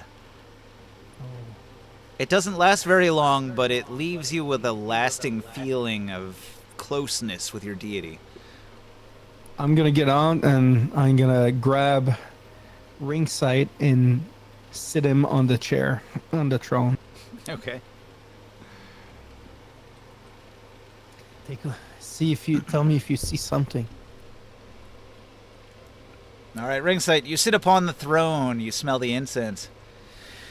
In the swirling haze of the shrine's incense, your breath steadies and the world falls away. Before you rises a vision of Aerosilth, as you have only ever known him in dreams and half-forgotten hymns. A majestic winged elephant whose translucent feather-like wings catch the light of infinite skies, soaring free through boundless air. The living embodiment of change, inspiration, and the untamed wind. Yet even as your heart lifts towards that glory, the image darkens and curdles. Wings wither into ragged membranes of ash and skin, stretched over bone, no longer bearing him aloft, but dragging him earthward like shrouds of a tomb. The once noble trunk lengthens into a rigid, needle-tipped proboscis that quests hungrily for blood. The eyes, once bright with a spark of new horizons, now burn with a cold, vampiric hunger that freezes the very air around him. This is no longer the winged elephant of air, but an undead parody, an oppressive shadow that crushes freedom beneath its weight, stifles the free flow of ideas with silence and dread, and seeks only to drain the vitality from all who draw near. It looms in the Deadlands as a bloated, motionless idol of corruption, a dark vampire god waiting to be confronted, defeated, and harvested for the god spark that might yet restore the true Aerosilth. So what did you see ringside? Oh boy, Huh. do I have a story for you. I saw the city of brass. I saw a giant, bloated, horrible tick parasite demon. Oh. But before that, it was marvelous. Someone needs to be set free.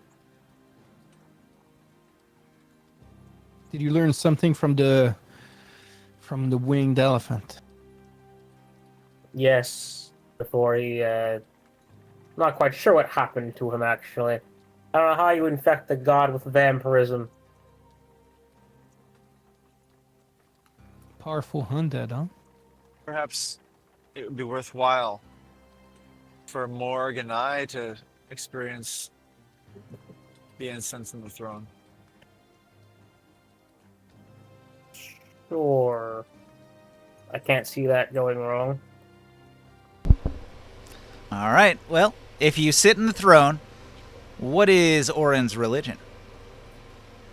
Not really any. All right. Then nothing happens. I kind of thought so. Oh, what if Morg sits in it? He's not on right now, but let's say he tries. Like, since he's a druid, is there anything you would see? Morg will feel very closely attuned with the spirit of nature. To Gaia? Yeah, Gaia. So, just a generally good experience. But he was already pretty much there, so Yeah. not much changes. But it is a cool vision. It lasts 10 minutes like a ritual. You see all sorts of wild stuff. It feels incredibly important in the moment. And then like a dream, it kind of fades after. But you got a clue, though, and we learn a little bit of something of what might have happened and what to be expected. Powerful vampire. Did you have any sense of a direction? His vision only told him to enter the Deadlands. So we're gonna have to follow our dreams. It's a big area with many points of interest. Explore. That guy at the ringside, your open mic. Wait, can you... Hello? Is the sound coming through? Yeah, I was going to let's for a see. second. Not now. Okay. Go ahead. What is the... Is there anything? Is there anything else in this room, Ninja? The Blue Temple is incredibly simple. There's not much to it. I'm not sure if I'd call it a temple, but I don't have the word for it. It's a shrine. That still doesn't feel exactly correct. It's like a... I feel like there's a Muslim building that's like similar to what this is, but the word is... It's like a pavilion, but not quite. These little houses Yeah. that you do meditation in. It really is only big enough to house the throne. Echo, echo, echo. Come to think of it, what do I see from the throne besides mystic nonsense? You gotta use push to talk, man. My voice is coming out of you all the time. What do I see beyond the mystic nonsense when I sit in the throne? Oh, that's it. That's all you see. No, I mean, what can I view from the standpoint of the throne? You look out upon the desert. I just assume that this used to be something cool. Yeah, the description of the temple is that it is constructed of white marble, gleaming in the crimson sun. It seems to defy time, like maybe there's an enchantment upon it that has prevented any weathering from ever happening to the shrine. Huh. That sounds cool. That's a nice bit of utilitarian magic that I enjoy. Like, entire buildings that just, like, don't suffer entropy. Yeah, this thing has existed since the first age of Athos. Do we have any indication of where next to go, though? Well, the clearest path to the Deadlands would be to the southeast. That's exactly what I was going to say, was to go to the southeast. Let's do that then. All right, you hop back in the airship and you begin traveling to the southeast. A full day is going to go by. Well, what is our comrades from Tyr going to do? Are they still going to be trying to find resources here, or are they headed back? So, actually, that's a good point. Before we move on, Sedilus says that he wants to explore further south, and you're traveling further south, and you have an airship, and he is going to ask if he can travel with you. Are you willing to take Sedilus and his crew on board your airship? He's from Balik? No, he's from Tyr. He's a Tyrian. Oh. Before you left Tyr, you heard a rumor that Sedilus had talked to the council. The nobles of Tyr, like Sedira, Aegis, Yeah. they heard Sedilus here saying that he heard rumors that there's treasures to be found to the south. And that's what he's No, here for. we should take him. Why not? All right. You bring on Everyone's board okay. Sedilus, the treasure hunter, and his level 7 bodyguards. They have a bunch of kanks, so your hold fills up with kanks. Oh, well, I can help with the kinks, but 12 on insight against Sedilus. All right. Sedilus is a bold, bold man. He might not have a lot of common sense or survival instinct, but he's really brave and a little bit greedy. That's what you get from him. Okay. I go to the ringside and I ask him, can you take a look at what is going on in this guy's brain when he sleeps? You're gonna use the dream Well, stone to dig into his mind. Yeah. You're muted, Taro, if you're trying to speak. Activate the dream stone. Okay. You're gonna mess around in his dreams during the night. You accepted that his crew will board your airship, and that night when his crew is resting, he dozes off and dreams of fabulous treasures. Treasures of bygone eras, magical artifacts, rarities, things of gold and silver. You know, I once read a Blood War comic, and there was one of those daemons, the fox ones, sinister deal maker types. And some guy asked, "What does this mortal dude want?" And he's like, "Oh, fame, recognition, the usual." But after doing this so many times, that's kind of how I feel about this. I peek into people's brains thinking, "And what is your desire?" And it's like, "Oh, it's all right. Well, I mean, if it ain't broke, don't fix it, I suppose." He's a 10th level merchant. He is highly efficient at making more money in the fastest way possible. Just gotta make sure he doesn't steal from us and he understands that we got priorities. You know what a merchant is, but do you know what a 10th level merchant is? Like, he's really good at making money.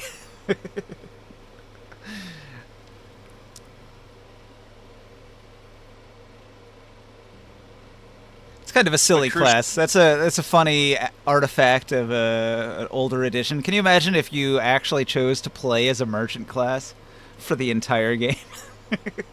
God. I'm not a wizard, I just sell things. That would be a RP roll. Yeah. It's sort of a bard.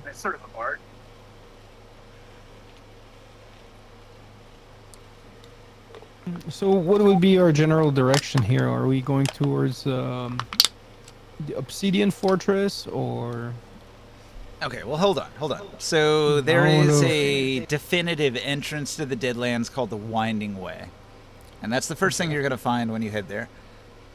Okay. Now, is that the direction that the Balikans took? It's unclear. The Balakan forces travel to the south, and that's all you know. Yeah, do we have a map of the Dead Sea? The Dead We Land? do. Do we? Oh, wait, I'm sorry, the Dead's... Sorry. The Deadland, sorry. I do. Or wherever we're... I've got a map.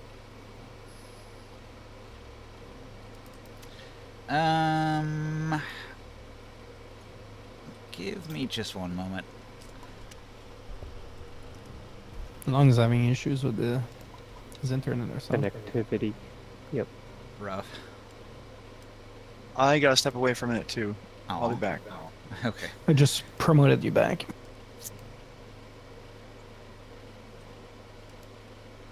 Okay, so I'm gonna make a new board.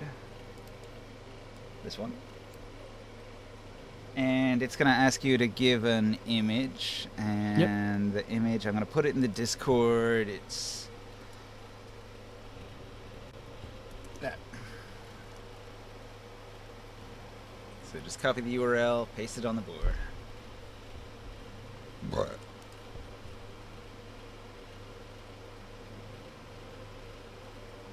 time is it? 11? Ooh, time for another energy drink. I will be right back.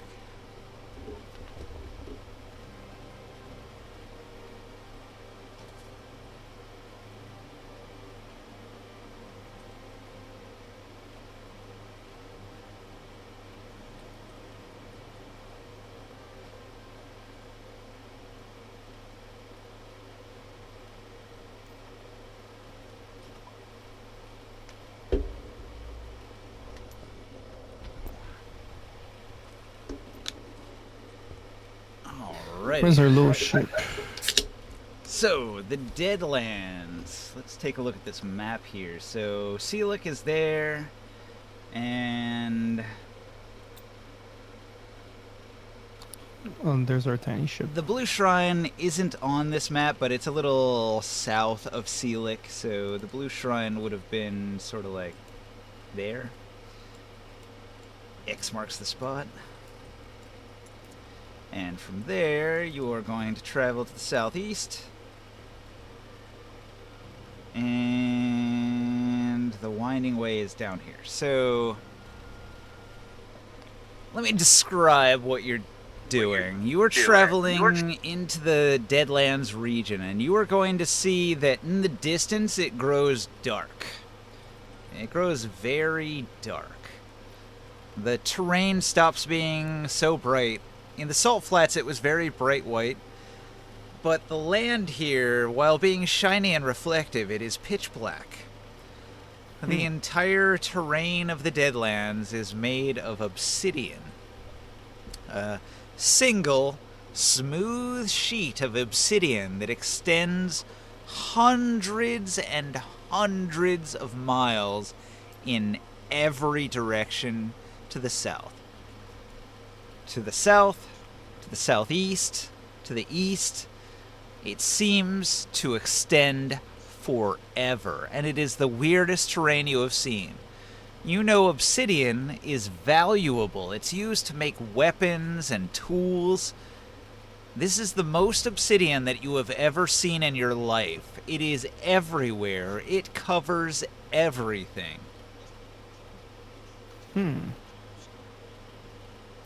There's a drop-off. It's sort of like the Dragon Bowl, where it drops about 1,000 feet. So you come to the edge of the desert, and there is a cliff. That cliff drops off to nothing. It goes all the way down to the black obsidian, and then it extends off into the distance. It actually kind of warps your perception just looking at it, because it's such a weird sight. And it's also smooth and flat that your perception sort of warps a little bit. Like, you can't really perceive it properly.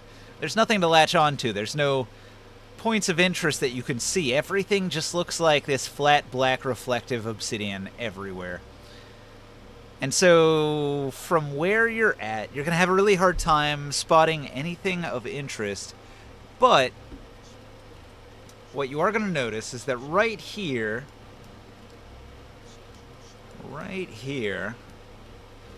there is the Winding Way, and the Winding Way is a road that has been constructed to go down into the valley that the Deadlands occupy. And so anybody traveling on the road would travel down this Winding Way into the valley, and then travel east to get to places like Smallhome.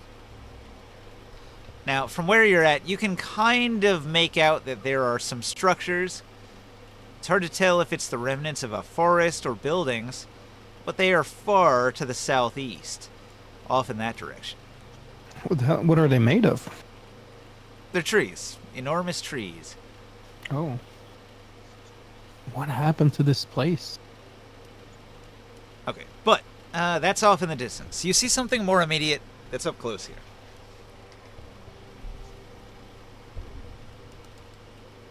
The All right. fort? At the top of the winding way, you see the Balakan expedition. Well, let's fuck them up. Now, hold on. When you spot them, the first thing you're going to notice is the enormous Drick. Now, the Drick is laying almost on its side. Now, this is not a good position for the Drick to be in, since there are buildings on top of the Drick. Everybody who might be in those buildings would have to be at like a 45-degree angle right now. Is it trying to go down the path? It looks severely injured. What the hell could have done that to a Drake like that? And then you're going to spot it. A little bit beyond the Drick is something else. Is it an air drake? Who does it look like? Godzilla!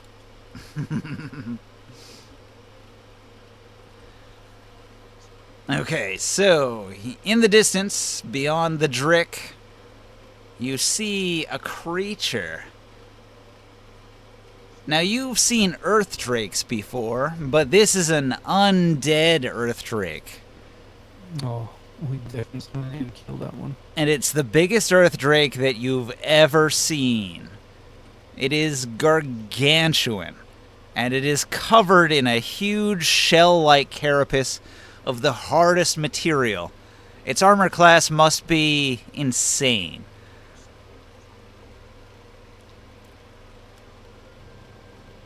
And it looks as if it's been in battle with the Balakan forces. The Drick and the Earth Drake have clashed, and the Drick lost, and it's been pushed back. Let's make this simple, Ninja. Turn undead. You gotta get pretty close for that. Wait, hold on a bit. Alright, remind me Balak's theme, and how dead is this Drake? Balak is based on Greece. It is like a Greco-Roman kind of civilization. Androponus is sort of more of a politician than a tyrant in the traditional sense. He sort of hangs in the background and runs politics in sort of a shadow government sort of way.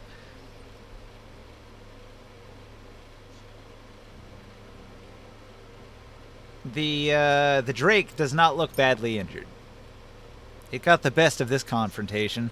Its armor class is too strong. Whatever weapons the Balakans used against it were not strong enough to penetrate its thick armored hide. I mean the other Drake.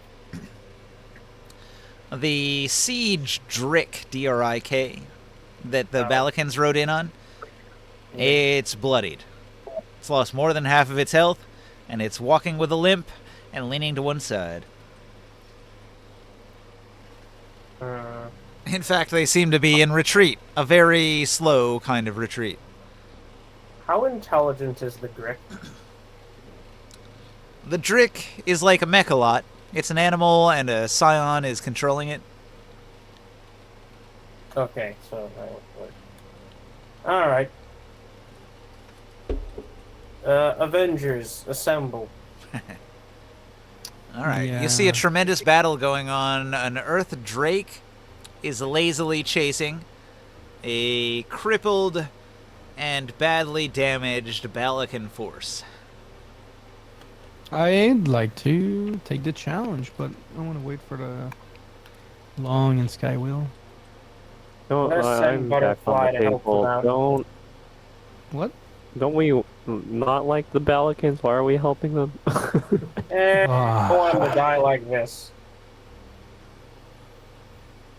Are we helping the zombie Earth Drake? I think we take both. But this giant herd drake, we never killed one of those before. Didn't we in that one cavern, or just ran away when we attacked it? I Ran forgot. away. It did. Fled. But this is a zombie one. Mm-hmm. It's not gonna have the same instinct.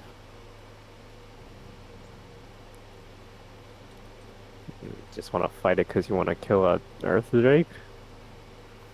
Um, You wanna magical check it out magical on bucket material. list? Look at the carapace. What kind of armor could you make out of that thing? It's rotting flesh, though. No, not the carapace.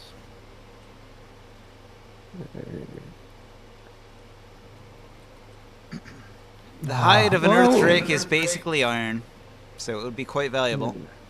Mm-hmm. Hell, it might Alright. be harder than iron. It might be more like adamantine. How are the Balikans doing on their wounded war beast? They're in retreat, crippled and retreating from the battle. The earth drake has them.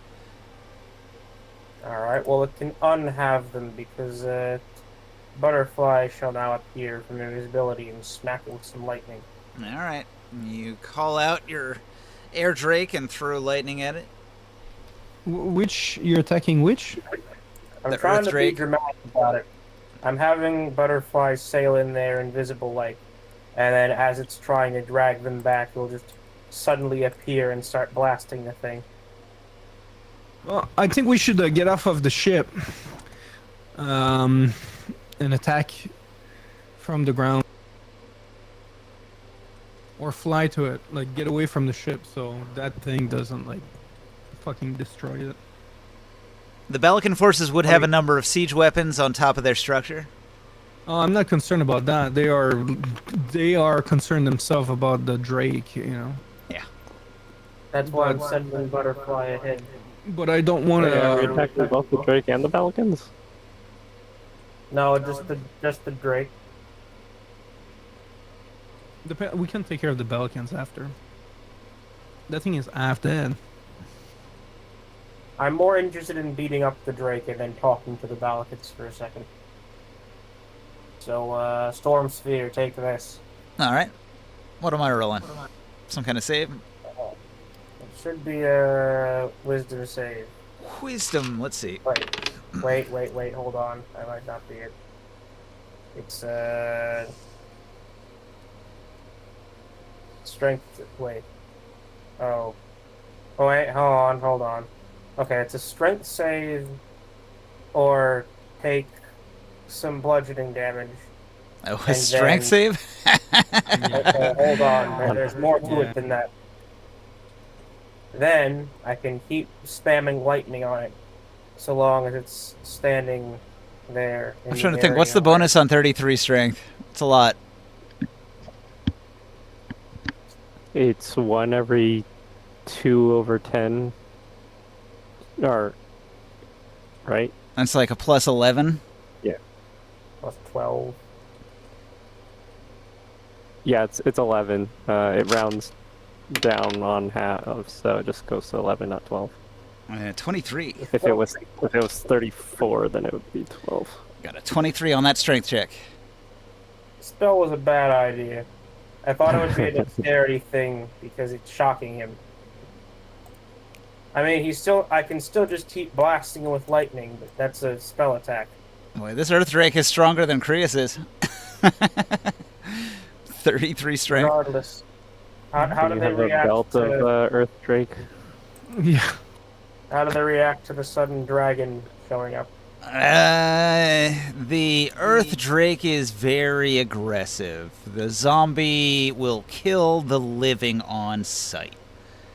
Well, I mean, the Balakin. How close is the Earth Drake to the Balakan? Is it like grappling or melee attacking the giant lizard thing that they're on? The Earth Drake has a movement speed. Where is it? 30 feet. So the Drake, it's similarly slow. So there's a little distance between them, and it was basically moving at about the same speed. So as long as the Balikans kept running away, they might get away. Can Well, we? I mean, is it's there? also undead. Isn't there a way maybe to slow the Drake, and then have the hurt Drake bash on them, and then we can start attacking it? Yeah, you could That's- try. Not what I was going for. I think that How- might be a good how big is the strategy. Drake? How are The the- Drake is gargantuan. How are the which is It's that, like it's 40 like feet by 40 feet or something? it's more like a 50 by 50. But you said it's bloodied, and it's probably not walking the best. Like, is it injured at some of its legs? Like, is there anything that we could maybe Yeah, one of its Oh, it legs says is it's 20 by 20 very badly crippled. That's why it's leaning to the side so hard. Yeah, I think we How are might. the Balikins reacting to the air drake? I guess they'll cheer that there's some assistance coming in against their enemy. They don't know who's helping them, but they appreciate the help. I Can tell I Morgan. sunburst all of them? Do not attack the Balikins. Okay, well, we're not- let's call that a surprise round. I will actually roll initiative on this one so we can get some clarity on who goes when. Can I do a surprise attack? It's too late. No.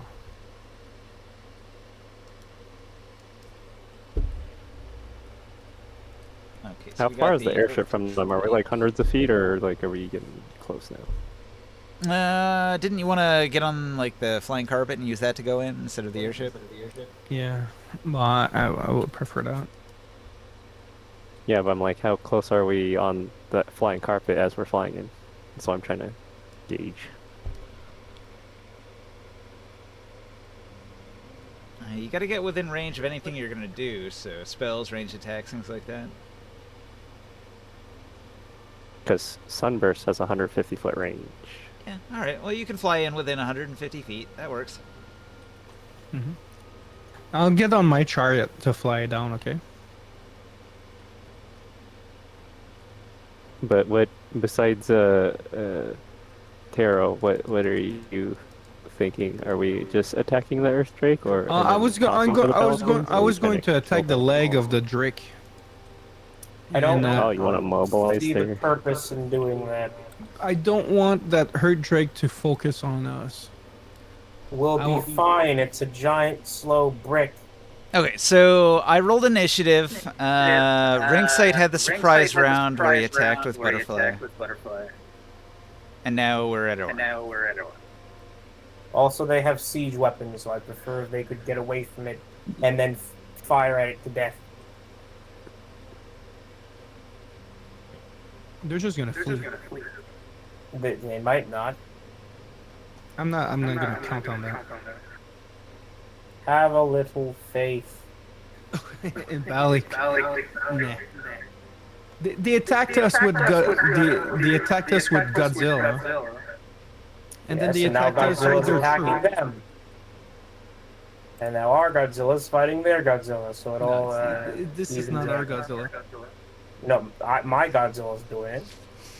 Your baby Godzilla. Okay, it's Warren's turn. Skywill. Are you there? He's AFK. Aw. Or he's muted. And he doesn't realize. He's been talking to himself for the last half an hour. Well, I would say that you are closer to the Earth Drake than you are to the Balakan forces. Ringsight's already attacked the Earth Drake, so I guess Oren will back him up and also target the Earth Drake with a ranged attack. He's gonna, I guess, use a bow.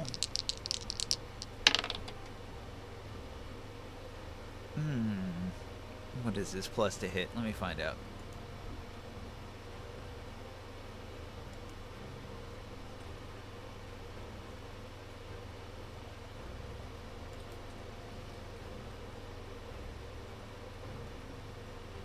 I'll be back in a second. Yeah.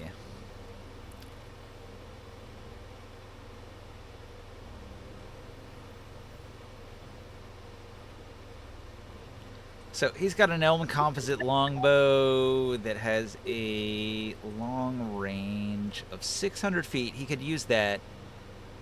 It's going to give him disadvantage. But I guess he'll hide first and try to get advantage from that. Looks like he wins that. So he fires his shot. It's a sundered bow, so it has a -1 on it. but it's a +1 weapon, so that sort of just balances out to a regular ranged attack for him. So when he attacks, he's got +5 from Dex, +6 from Proficiency, it's +11, and he rolls with advantage with a nat 20 critical hit.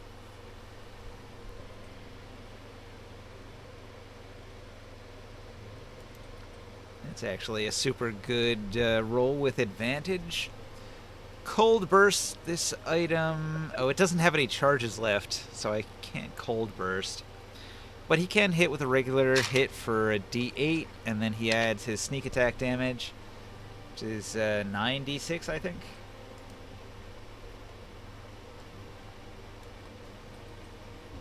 So, 2d8 plus 5 plus 6 because it's +1 weapon.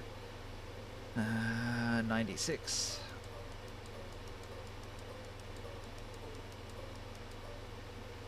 So Orin, using all of his assassin skills, draws his bow to his cheek, lets loose the deadly bolt for 49 damage to the Earth Elemental.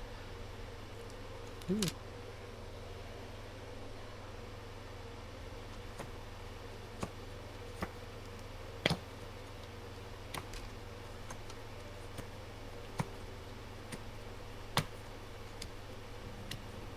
Alright. Just making that flapping sounds. So, Grimorn, you react. What do you do? Alright, for this round, I'm gonna wait to see what the Balik dudes are doing and see if they are attacking back that creature. If not, then things might change a bit. Alright. So I'm going to, I'm gonna attack the zombie creature. Shoot a fireball. Alright. Wisdom check.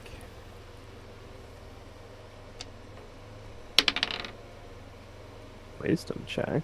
It's Dex, isn't it, Dex. for Fireball? Yeah, it's Dex. Sorry, I was thinking about the spiritual guardian. I roll a 14.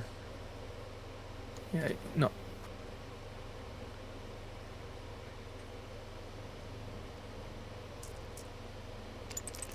No, I'm coughing.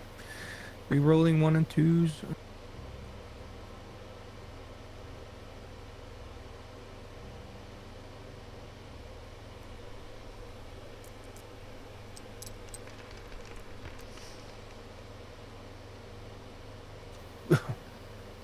Uh, 36. Alright, that hit. Oh, wait, that was damage, right? 36. Yeah. Fire damage. Yeah. Alright, that goes through.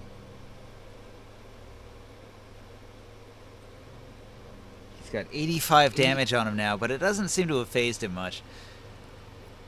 That's okay. So It's the gonna slow Balakan burn. forces, they're going to fire their siege weapons. Okay. Ballista fires and it misses. Ballista fires. It misses. 2 more ballistas fire. And so these ballista bolts, they're hitting the hide of the Earth Drake and just ricocheting off harmlessly. Aim for the eyes! And their weapons seem to be mundane and fully incapable of doing damage to this creature at all. Oh, shit. So their siege weapons are incapable of damaging the Earth Drake. It's too hard. We need to use them as a bait. Okay. Morg, what do you do?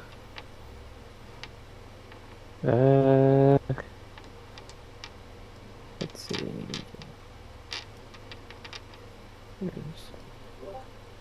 I'm back. Welcome back. We're attacking a giant fucking creature. Uh-oh. It's a kaiju battle. How far is our flying carpet away from the zombie Earth Drake? probably within within 120 range feet? of whatever your spells are. 120, something like that. Wait, a Drick? Boat. A Drick and an Earth Drake. The Drick is the thing the Balikins are on top of. So you got to the Deadlands, and at the entrance to the Deadlands, the expedition from Balak encountered a gigantic zombie Earth Drake that is fucking them up. It has attacked them, it has crippled their Drick, and they are running. They are running away and shooting harmlessly. Their mundane weapons can't even hurt it.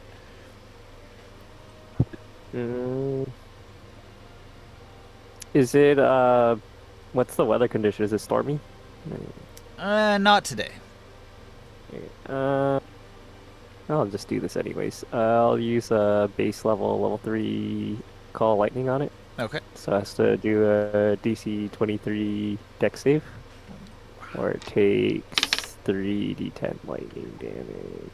Yeah, it is not good at dodging. It basically just takes it. Stop wiggling. Ooh, pretty good roll. 19 lightning damage. 19. Is their Drake weak to lightning? It resists 10 of your damage. Oh, it's strong against it. Okay, that's bad. Do that. It has a number for damage resist, so it just takes 10 of your electric damage right off. Okay. So it's not like having it like normal. It is just reducing the number. Mm-hmm.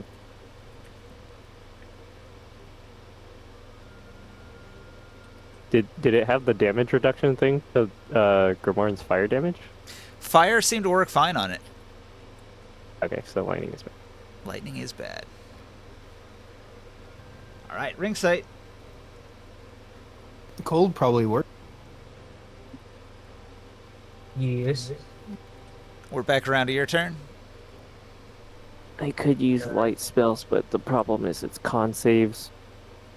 And I think Earth Drake is strong with con saves. The thing isn't immune to psychic damage, is it? Yeah, you haven't tested it. How far is it? It is within 120 feet.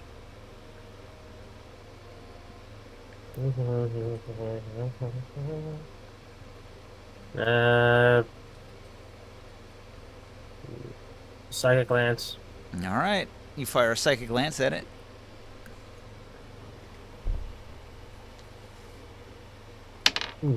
Intelligence save. All right, I roll a nat 20, and it's got a -3, so 17. That didn't. It's not gonna do it. Yeah. You rolled a nat 20 though? Not sure that means anything. On saves, no. It's not like attack rolls where it always wins. Unfortunate. Stunned and take the 12d6 damage. All right. Where's the roller? Where's the roller anyway? It's on the screen. I'm going to say it shrugs off your stun. You wanna elaborate on that? It was unable to be stunned. Oh, The well, that's not good. undead Earth Drake is stun immune. But he did take a Oh, bunch of damage, so give me that damage number. 37. 37 on 94. 131 damage.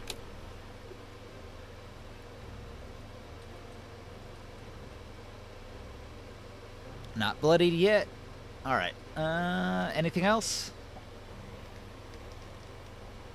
Or is it the Earth Drake's turn?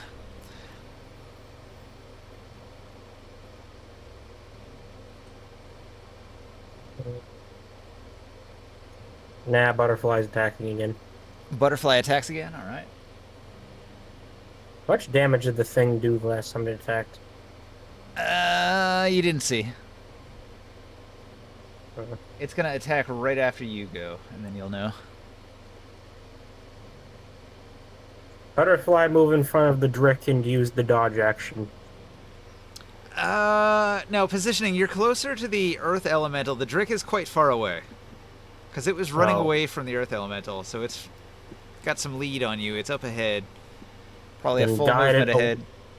Then guide it away from the Drick while we're, like, kind of remaining in reach, but just barely so. What, you're And trying then to... You want to lure the Earth Drake away somehow? Yeah. Hopefully there's somewhere we can just shoot it to death. Does that mean you are steering the flying carpet away from the Drick? Or away from the Earth Drake? I'm steering Butterfly away from the Earth Drake so that it keeps trying to kill him.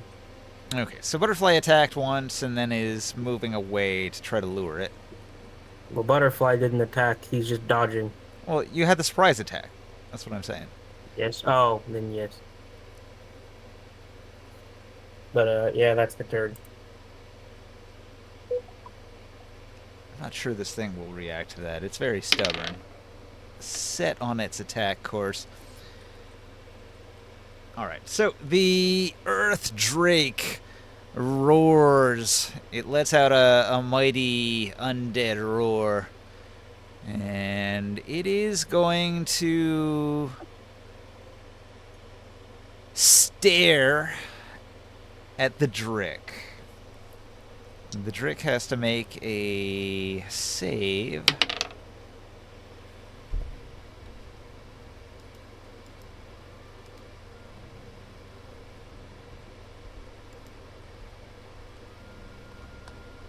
One moment. Alright, it's DC 17.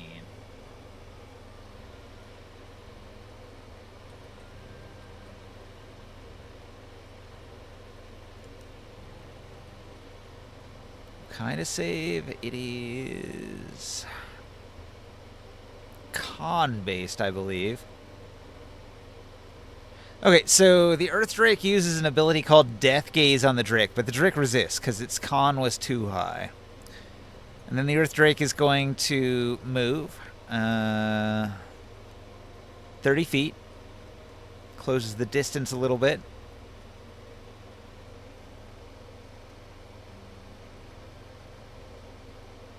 And it's also going to use a psionic ability of some kind.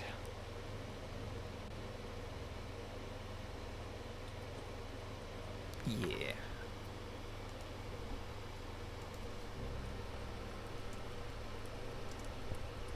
Let me look up what this does.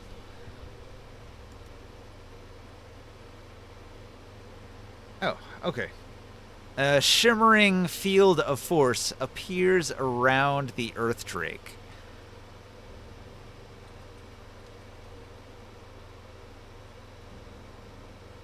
He uses the psionic ability Inertial Barrier.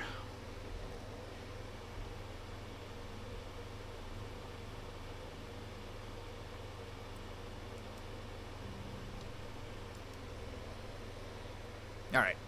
Oren, we're back to you. Okay. So my biggest question is, why didn't we just delay a little bit to let the Drake just get walloped on? But now Because that we're very nice people. we are just very nice people, aren't we? Saving the enemy. Well, I am, and I drag you into my shenanigans. Yeah. Okay. Like, that doesn't feel right. It sure doesn't. So anyway, we're gonna go ahead and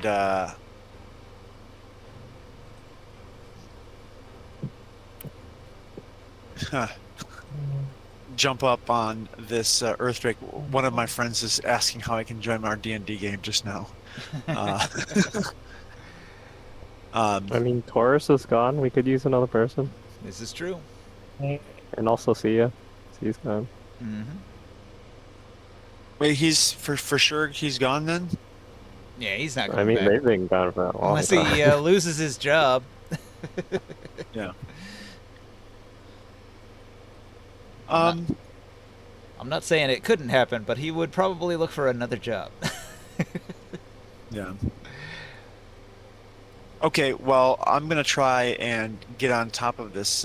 So this Earth Drake is just colossal in size or something. Yeah, it's about as big as the Drake. It is a gargantuan undead creature.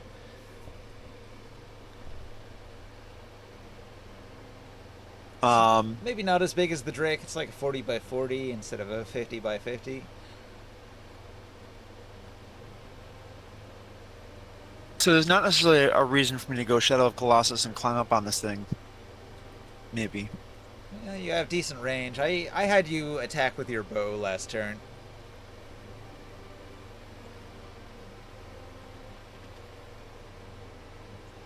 Well, yeah, as long as it's not going to do damage to the dart, then I would want to use the most damaging thing that I have. But the dart would require me to get real close. Right.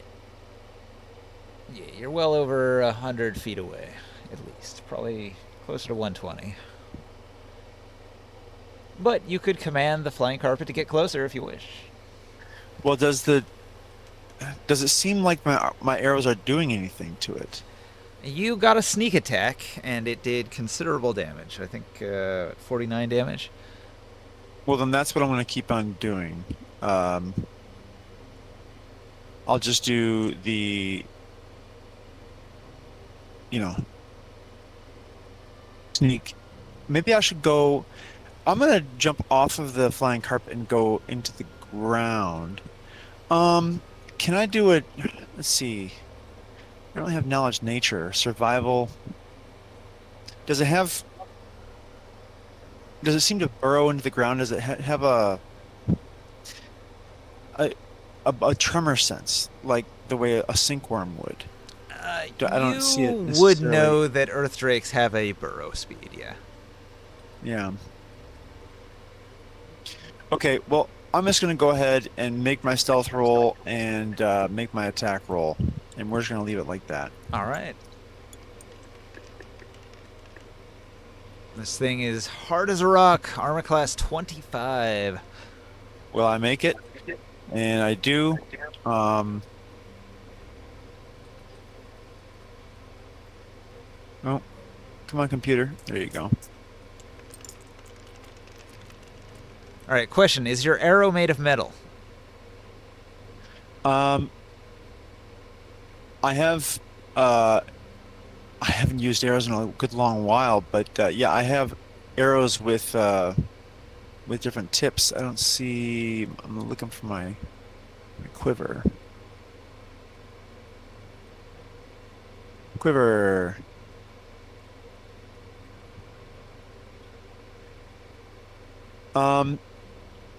Okay, you know what? I'm gonna use my arrows of Drake slaying. I haven't used them for anything else. Oh, that's a good call. Yeah, if you use a mundane arrow that is not made of metal, it has a huge damage reduction on it because it's just too hard. The material of his body is too hard for non-metal arrows. But if you use an arrows of arrow of Drake Drake slaying. slaying, that's magic. Magic bypasses that. Tipped with iron. It says ash, wood, tipped with iron. Yep. Okay. So an extra 3d6 damage. So I will add that to what was it here? 42. So I'm gonna add that. Okay. And that is going to be my turn. Plus 11 more, so 53 damage. My arrows of Drake slaying. All right, that's a good use. You've Like that foul beast. bloodied the undead Earth Drake with that powerful sneak attack at a vital spot.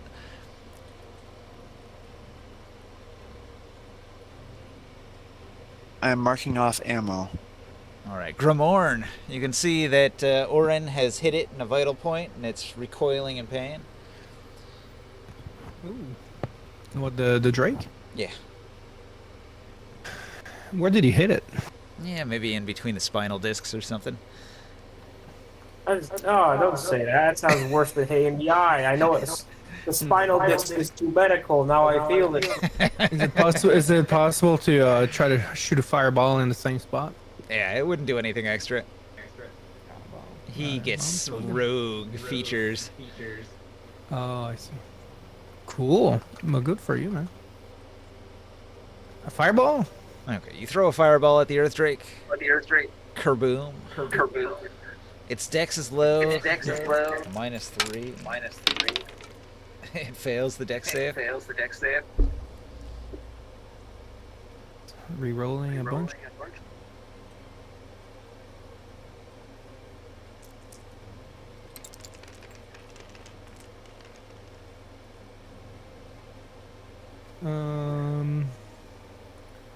Plus 16, 56 fire damage. All right. That's a good one.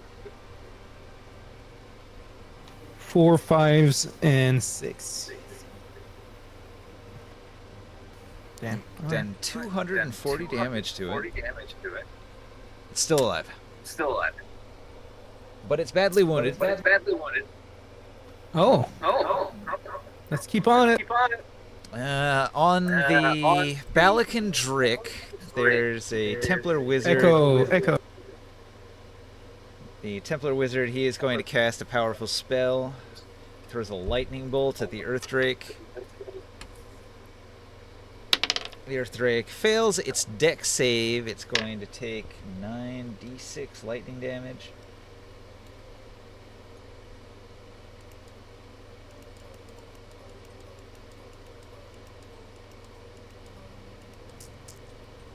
So the Balakan Wizard throws his most powerful lightning bolt, and it's going to do only 18 damage after the damage reduction it's got.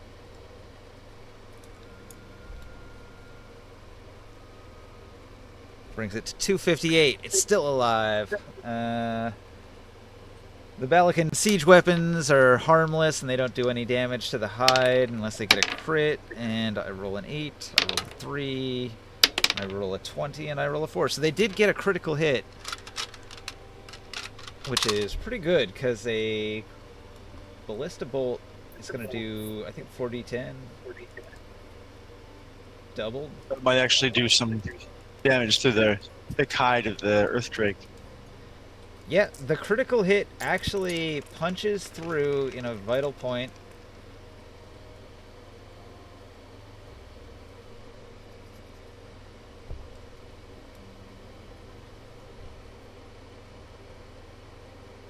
What is it doing?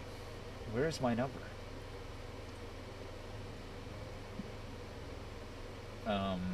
Okay, there it is. Finally, 45.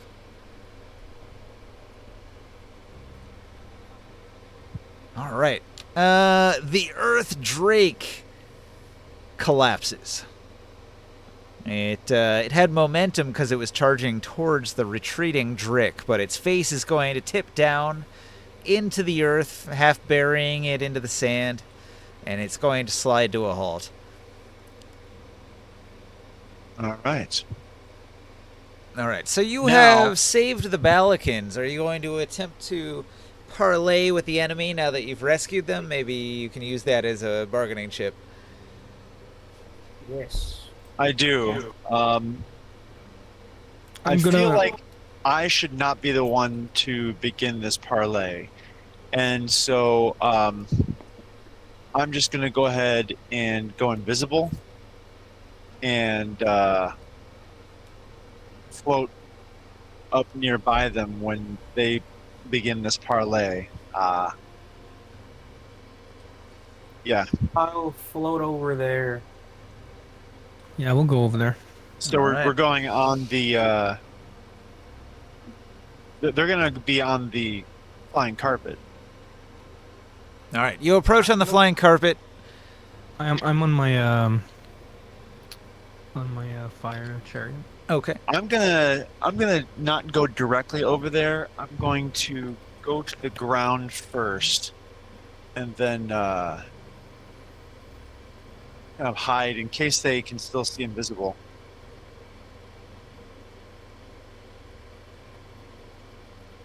Is their Drick very badly damaged? Their Drick is terribly wounded. It has huge gashes all over it from the attacks of the Earth Drake. Yeah, we're gonna Can I throw my master capture ball at it? I'm going to say that the Earth Drick is immune to being captured. He's too big. Okay. I'm gonna send you guys a message in the head.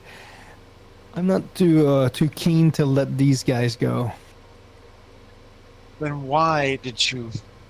He just wanted to interrogate them first before killing them. Or maybe just let them here in the middle of the desert without their transportation. Anyway, I'll start talking. All right. Greetings, Balikins. What brings you out to the Deadlands? Hold on, one thing. Before we come close, I want to make sure that we cover our. We don't have any banners necessarily of tier, but if we have clothing that betrays this allegiance, it needs to make sure that we hide that, my friends. The number one thing that gives it away is the accent. Everybody from Tyr sounds like they come from Tyr the way a New Yorker sounds like they come from New York.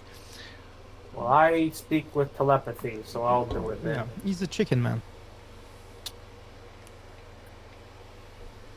What brings you to the Deadlands, I say, is frickin' the dragon lands next to me. All right. The Balakan Templar is going to respond.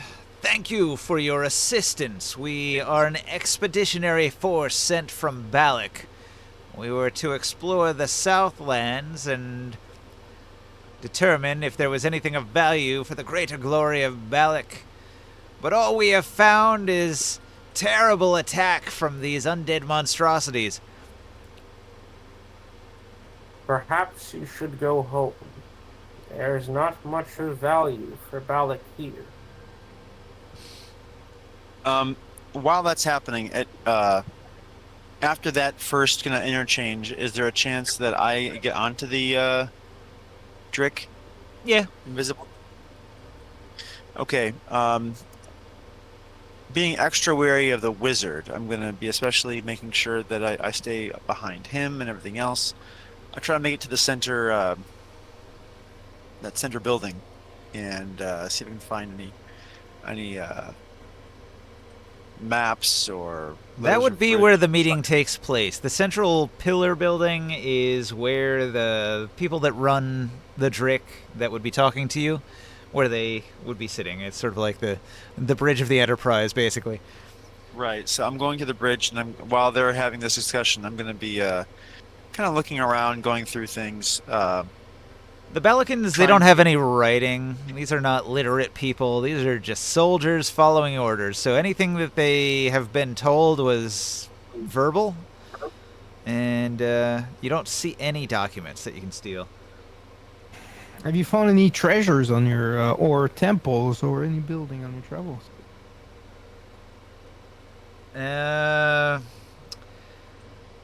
We found these ruins here, these stairs that descend into the valley below, and we were going to continue into the Deadlands until we were attacked by this creature. It drove us away. What, it just came out of nowhere? It seems to guard the stair. We can't get down without defeating the thing. Are you talking about a different creature than that thing we just killed? The Earth Drake. It was guarding the stair to get down. Since they are not flying, they had to go down the stairs, and they couldn't. They were driven away. Balak must be desperate to have to send some people like you down here in a place so dangerous. We were told to take new conquests for Balak, to bring many new slaves home. We have found few people this far to the south, though.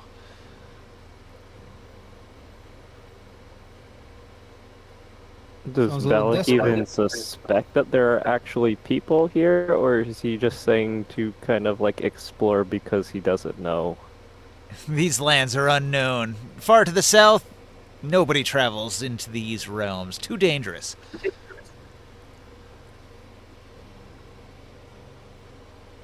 Because it Now, are you seems like a going- very odd thing to try to find people living here if it's too dangerous to even live here. This is the edge of the known world, but we have been tasked with exploring and finding the treasures of bygone eras.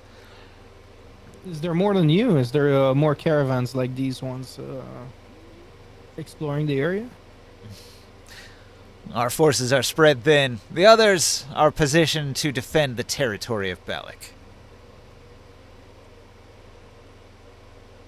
I am telepathically linked. I want to know. I know that the Centurions are especially loyal and would never desert. But I know that they have been at this for long, and I'm looking in their faces and in their eyes, and hoping against hope that there's a chance that I could get them to not even go home, just to settle someplace else. Nah, these are hardened soldiers, probably brainwashed from a young age to serve the Sorcerer King with absolute devotion. And they're on a tasked mission, and they will not deviate. I heard some rumors that that your army has lost some big battles against Tyr. We've lost battles against you, it is said. Oh, so we're just dropping the pretense then. Have you guys encountered any of Dragoth's minions out here? They are what were they again? The draconic The Dre. looking lizard people. The Dre. Nah, the Dre are secretive. The Balakans don't know anything about any Dre. How many troops are left on this trick? What you know about Dre? Platoon. Meaning I don't know, like 100. 100 people. There's 100 people on this trick. Survived on there. We can take them. I know we can. I just don't want to do it. Most of them are like the scrub soldiers, right? Looking Yeah, they're- around, you can see many common Balakan soldiers. None of them look overly impressive except for their commander and the Wizard Templar. The wizard's a defiler, yes. You haven't seen him defile yet. He's used a spell, but you haven't noticed any plants burn. I mean, are there any plants in the Deadlands area where we're at? You are not in the Deadlands exactly yet, so there's probably some very dry scrub around. At least it's not. What if this? Look, Oren is just going through a crisis of conscience here. What if he just took out the wizard, the captain, and just about, the top two shells of the brass Take out the leadership. on this expedition? Take out the leadership. Free the men from their brainwashing. Is there a chance? Sorry, define brainwashing in this case. These are people of Balak. They have been raised from youth to believe in the Balakan way of life and to serve their lord. That sounds like a waste of time. You're They're free Spartan. now, you said to the brainwashed North Korean slave soldier. I mean, they wouldn't know what to do with freedom. Yeah, Right. They're Spartans. But here's kind of what I'm thinking. I'm thinking I just come up behind the wizard right now and slit his throat. You can And do make the a same- sneak attack, yeah. Well, I haven't done it yet, but I'm about to do that to him and then to the captain. Oh, yeah. Why? And then with the rest, we tell them, you are free to go anywhere but back to Balak. If we see Okay, this, you're traitors and you murdered our captain. Die, scoundrel. You fight scene pointless warfare. I know. Okay, so how's this going to play out? You're going to do a surprise attack, you're going to take out the wizard, and then everybody else is going to attack as well? No, I don't want to do that. It's I don't sad, know. but you need the correct circumstances to free somebody. I want chaos. Shut up, Jevil. Go back to the frickin' clown room.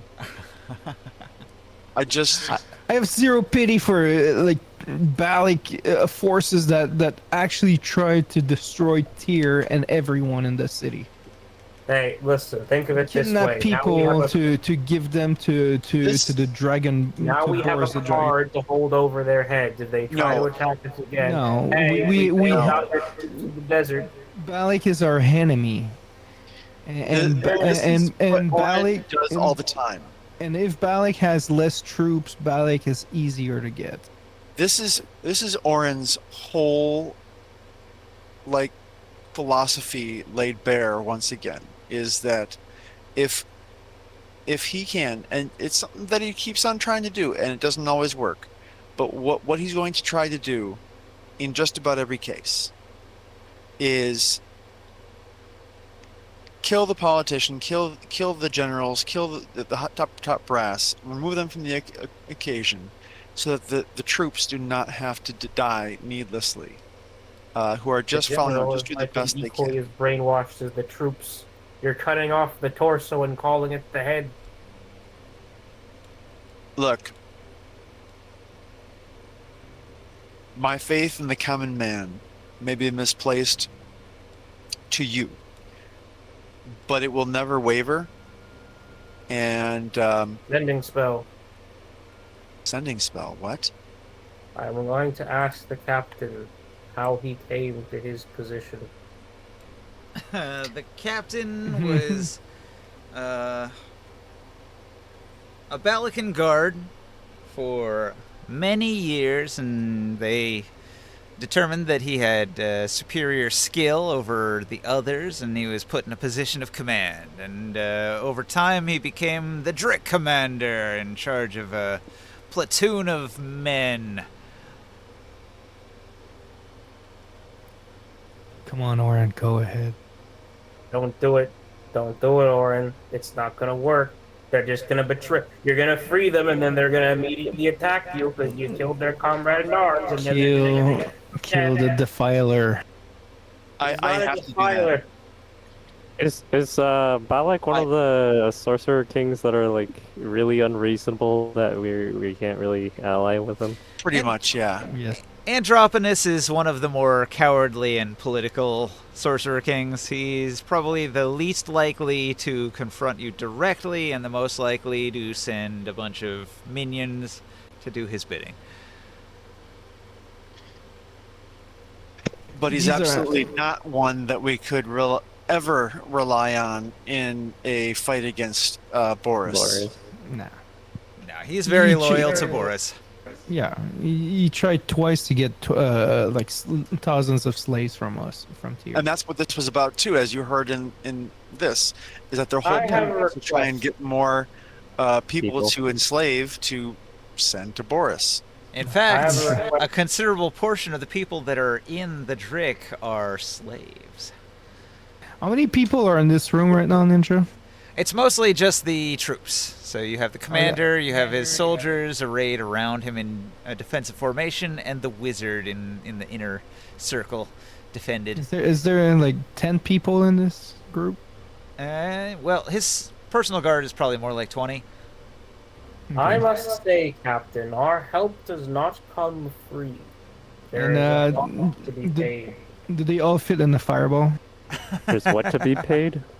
There's a cost to be paid for our assistance, you know, General. I mean, they probably would fit in a fireball if you want to throw one. The cost of our help is that you must levy the slaves in your holdings to us. That is the fee.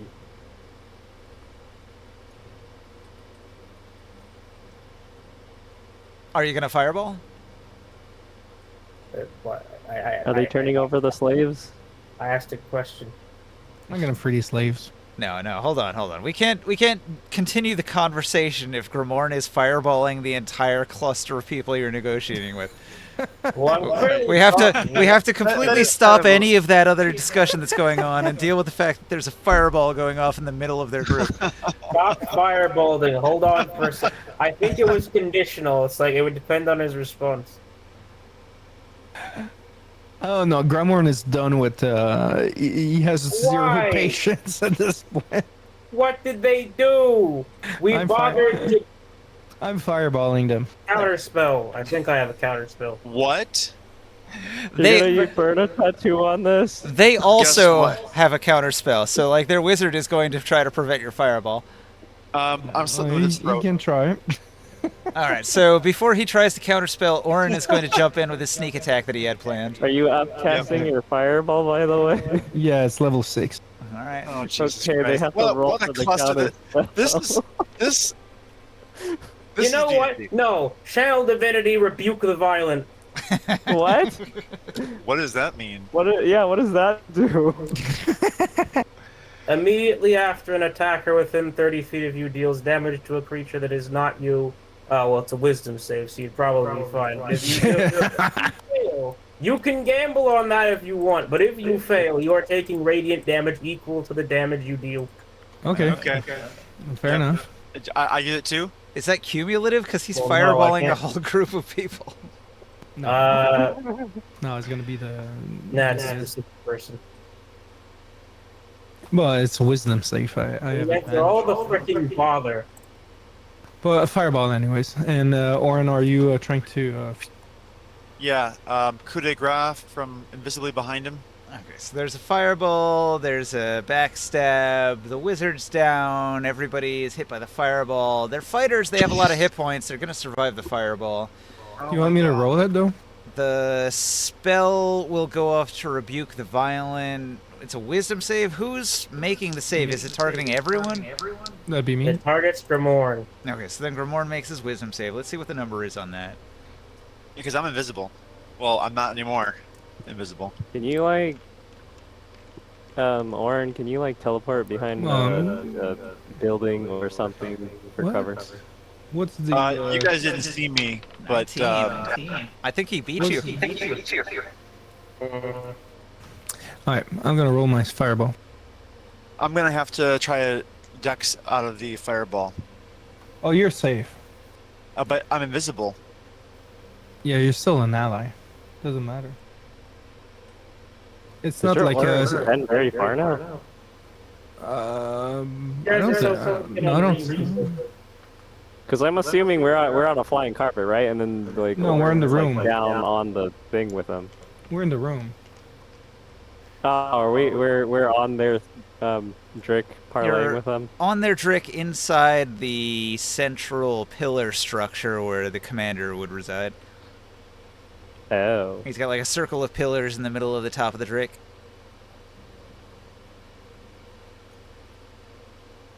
So that's where the commander and his bodyguard forces are, and that's where the meeting would take place. I mean, if you wanted, you could be on the flying carpet just outside the ring of pillars, but that would still put you, like, sort of within range of whatever the combat is.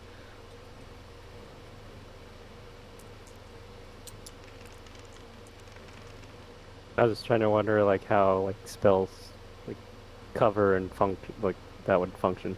50 fire damage. His group is basically like a clustered horde. They're pretty close together. Within range for a fireball to get them all in. Alright, you blow them up with a fireball, backstab the mage. These people aren't that important. You can just basically defeat them. We can just say that they are defeated in a few rounds of quick combat. Did you want to keep prisoners, or are you trying to wipe them out? Okay. So we just nuke blasted the entire central spire of the Drick. Yeah, Is the Drick? you blow up the central structure. Including the guy who makes the Drick not kill us. Yes. That one. Well, I mean, yeah, whatever Is it- Scion is it- is controlling the Drick. The Drick is out of While control, the but it's slaves are still in the bottom hole. But it's not rampaging or anything. It's just sort of neutral at this point. And it's pretty wounded too. Now, the hold contains 80 slave prisoners. Yeah, we can free them. Do we have room on our dreadnought for that? To bring them on the ship? They don't want to enter your dreadnought. These people are members of that group that I told you about, the, Nicole? Yeah. What are they Yeah, called? but I mean, like, can they walk back to wherever they were? They're from the land. They are nomads that live in this area, so they would just return to the land. Yeah, they can take provisions from this and then go back. They probably will go back to their land with more than what they had when they got captured. Well, they have a Drick now, right? They can just take that back. Do they have a scion amongst the slaves that can command the Drick? No. No, that's a very Yeah, specialty that's what I thing thought. that only the Balikans could do. No, Oh but man, we still have the guy who did that, and we didn't murder him for no reason. It certainly wasn't for no reason. It kind of was. There was another way around this. no, they're enemies. No, they weren't. They were when you blew them up. They're from Balak. Yes, but the Balak is not. Whatever. They were enemies. They were here to serve Balak, so defeating them is bad for Balak. It reduces their army capacity and their forces, and one of their siege weapons is off the field. So, in a way, this is productive. This is like good Tyr versus Balak kind of stuff. Right. It's one less Drake, and it puts their city even more in trouble when it comes to like capturing slaves. Yeah, this is sort of a complex encounter because the Earth Drake is initially in combat with them, and then you can get involved, in which case it'll fight you. You defeat it, then you have the option: do you help the Balikans, do you free the Balikans, or do you kill the Balikans? They can be a tentative ally. They might have some skills and abilities that could benefit you if you form some form of alliance, but you would never be able to really trust them because, like you said, they are enemies of your entire country. But the people we slay that we saved there. Is it possible to maybe get a little bit more information about the area? They do not know much. They are very superstitious tribal barbarians. They stay away from the Deadlands. They will warn you that it is off limits, that it is a bad place full of bad spirits, and that if you travel too far to the south, you will never return. They know from hundreds of years of experience never to go further south than you are now. I propose this. We open the hold, we let the barbarians out to go back to their homelands. The Drick stays here, munching on the corpse of the Earth Drake to try to kind of nurse it to health a little bit. Okay. Maybe we'll take it back to Tyr. I don't know what happened with the other Drick that we battled in. No, we battled in Alteruk, right? How volatile are Yeah. Dricks? They're like mechalots. They're a big, dangerous creature, but they're mostly just sort of like a bison or a moose or something. You know, like it's big, it's dangerous, but it's not a predator that's out to get you. It's just like a dangerously large creature doing its own thing. The challenge is, of course, keeping it fed, I would imagine. Yeah, I mean, there's not a lot to eat out here, and it would get hungry. So, Well, No. but before we go to you, I just propose that basically we sit down here. We can set some of our crew about to kind of process some of the Earth Drake meat, make it into. No, he can't. What? It's a zombie. Oh, that's right. It was a zombie. So Yeah, okay. it's an undead creature, so it's gonna be all rotten. Yeah, never mind. Okay. Let it go. Let it go. We don't need it. There's not It's- really. it's to free- try and march that Drick all the way up north. It's just gonna go ahead. It's wounded and it will die. It's likely to die. Yeah. Yeah. Once it dies, it will feed the tribes from the area for a long time. Yeah. It's a lot of meat. You know. Yeah. Yeah, I So, kind of feel like they should just send it with the barbarian and let that be our own little gift to the barbarian Yeah, peoples. exactly. Yeah, help the region. We get rid of some of the Balik soldiers. But one thing I would like to is Morg and I, can we go and collect some of the shell from that hurt drake? Yeah, sure. Roll a survival. I'll assist Morg. I can assist as well. And I'll give you guidance. Morg. I have 6 ranks. Advantage. You can roll. You can roll the d4. 29 plus 1, 30. Survival. All right, success. Sweet. What do we get? It's a good question. Are the claws also good, or the teeth also good for like weapons and stuff? Yeah, probably.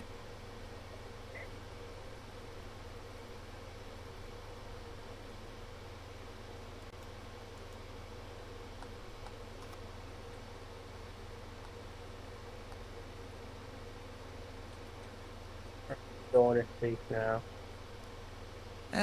Yeah, maybe I should figure this out, and then we'll do this next week. I'll figure out what material components can be harvested from this body, and then we'll do that at the beginning of the next session. Yeah, I definitively want to get some shell for armor. Because that thing is going to be super solid. The other thing too, like any chance with the rest of the corpse to sacrifice it? Like the skeleton and everything? Yeah, probably. Yeah, we'll To do harvest it, I'm gonna use like primal savagery and use like acid claws to dig under its hide. Gotcha. But we'll do a quick sacrifice like before we go into the zone. Maybe we'll get like a little something to help out. All right. Well, we'll get to that next time. Thanks for watching out there in Twitch land. I'll end the stream there.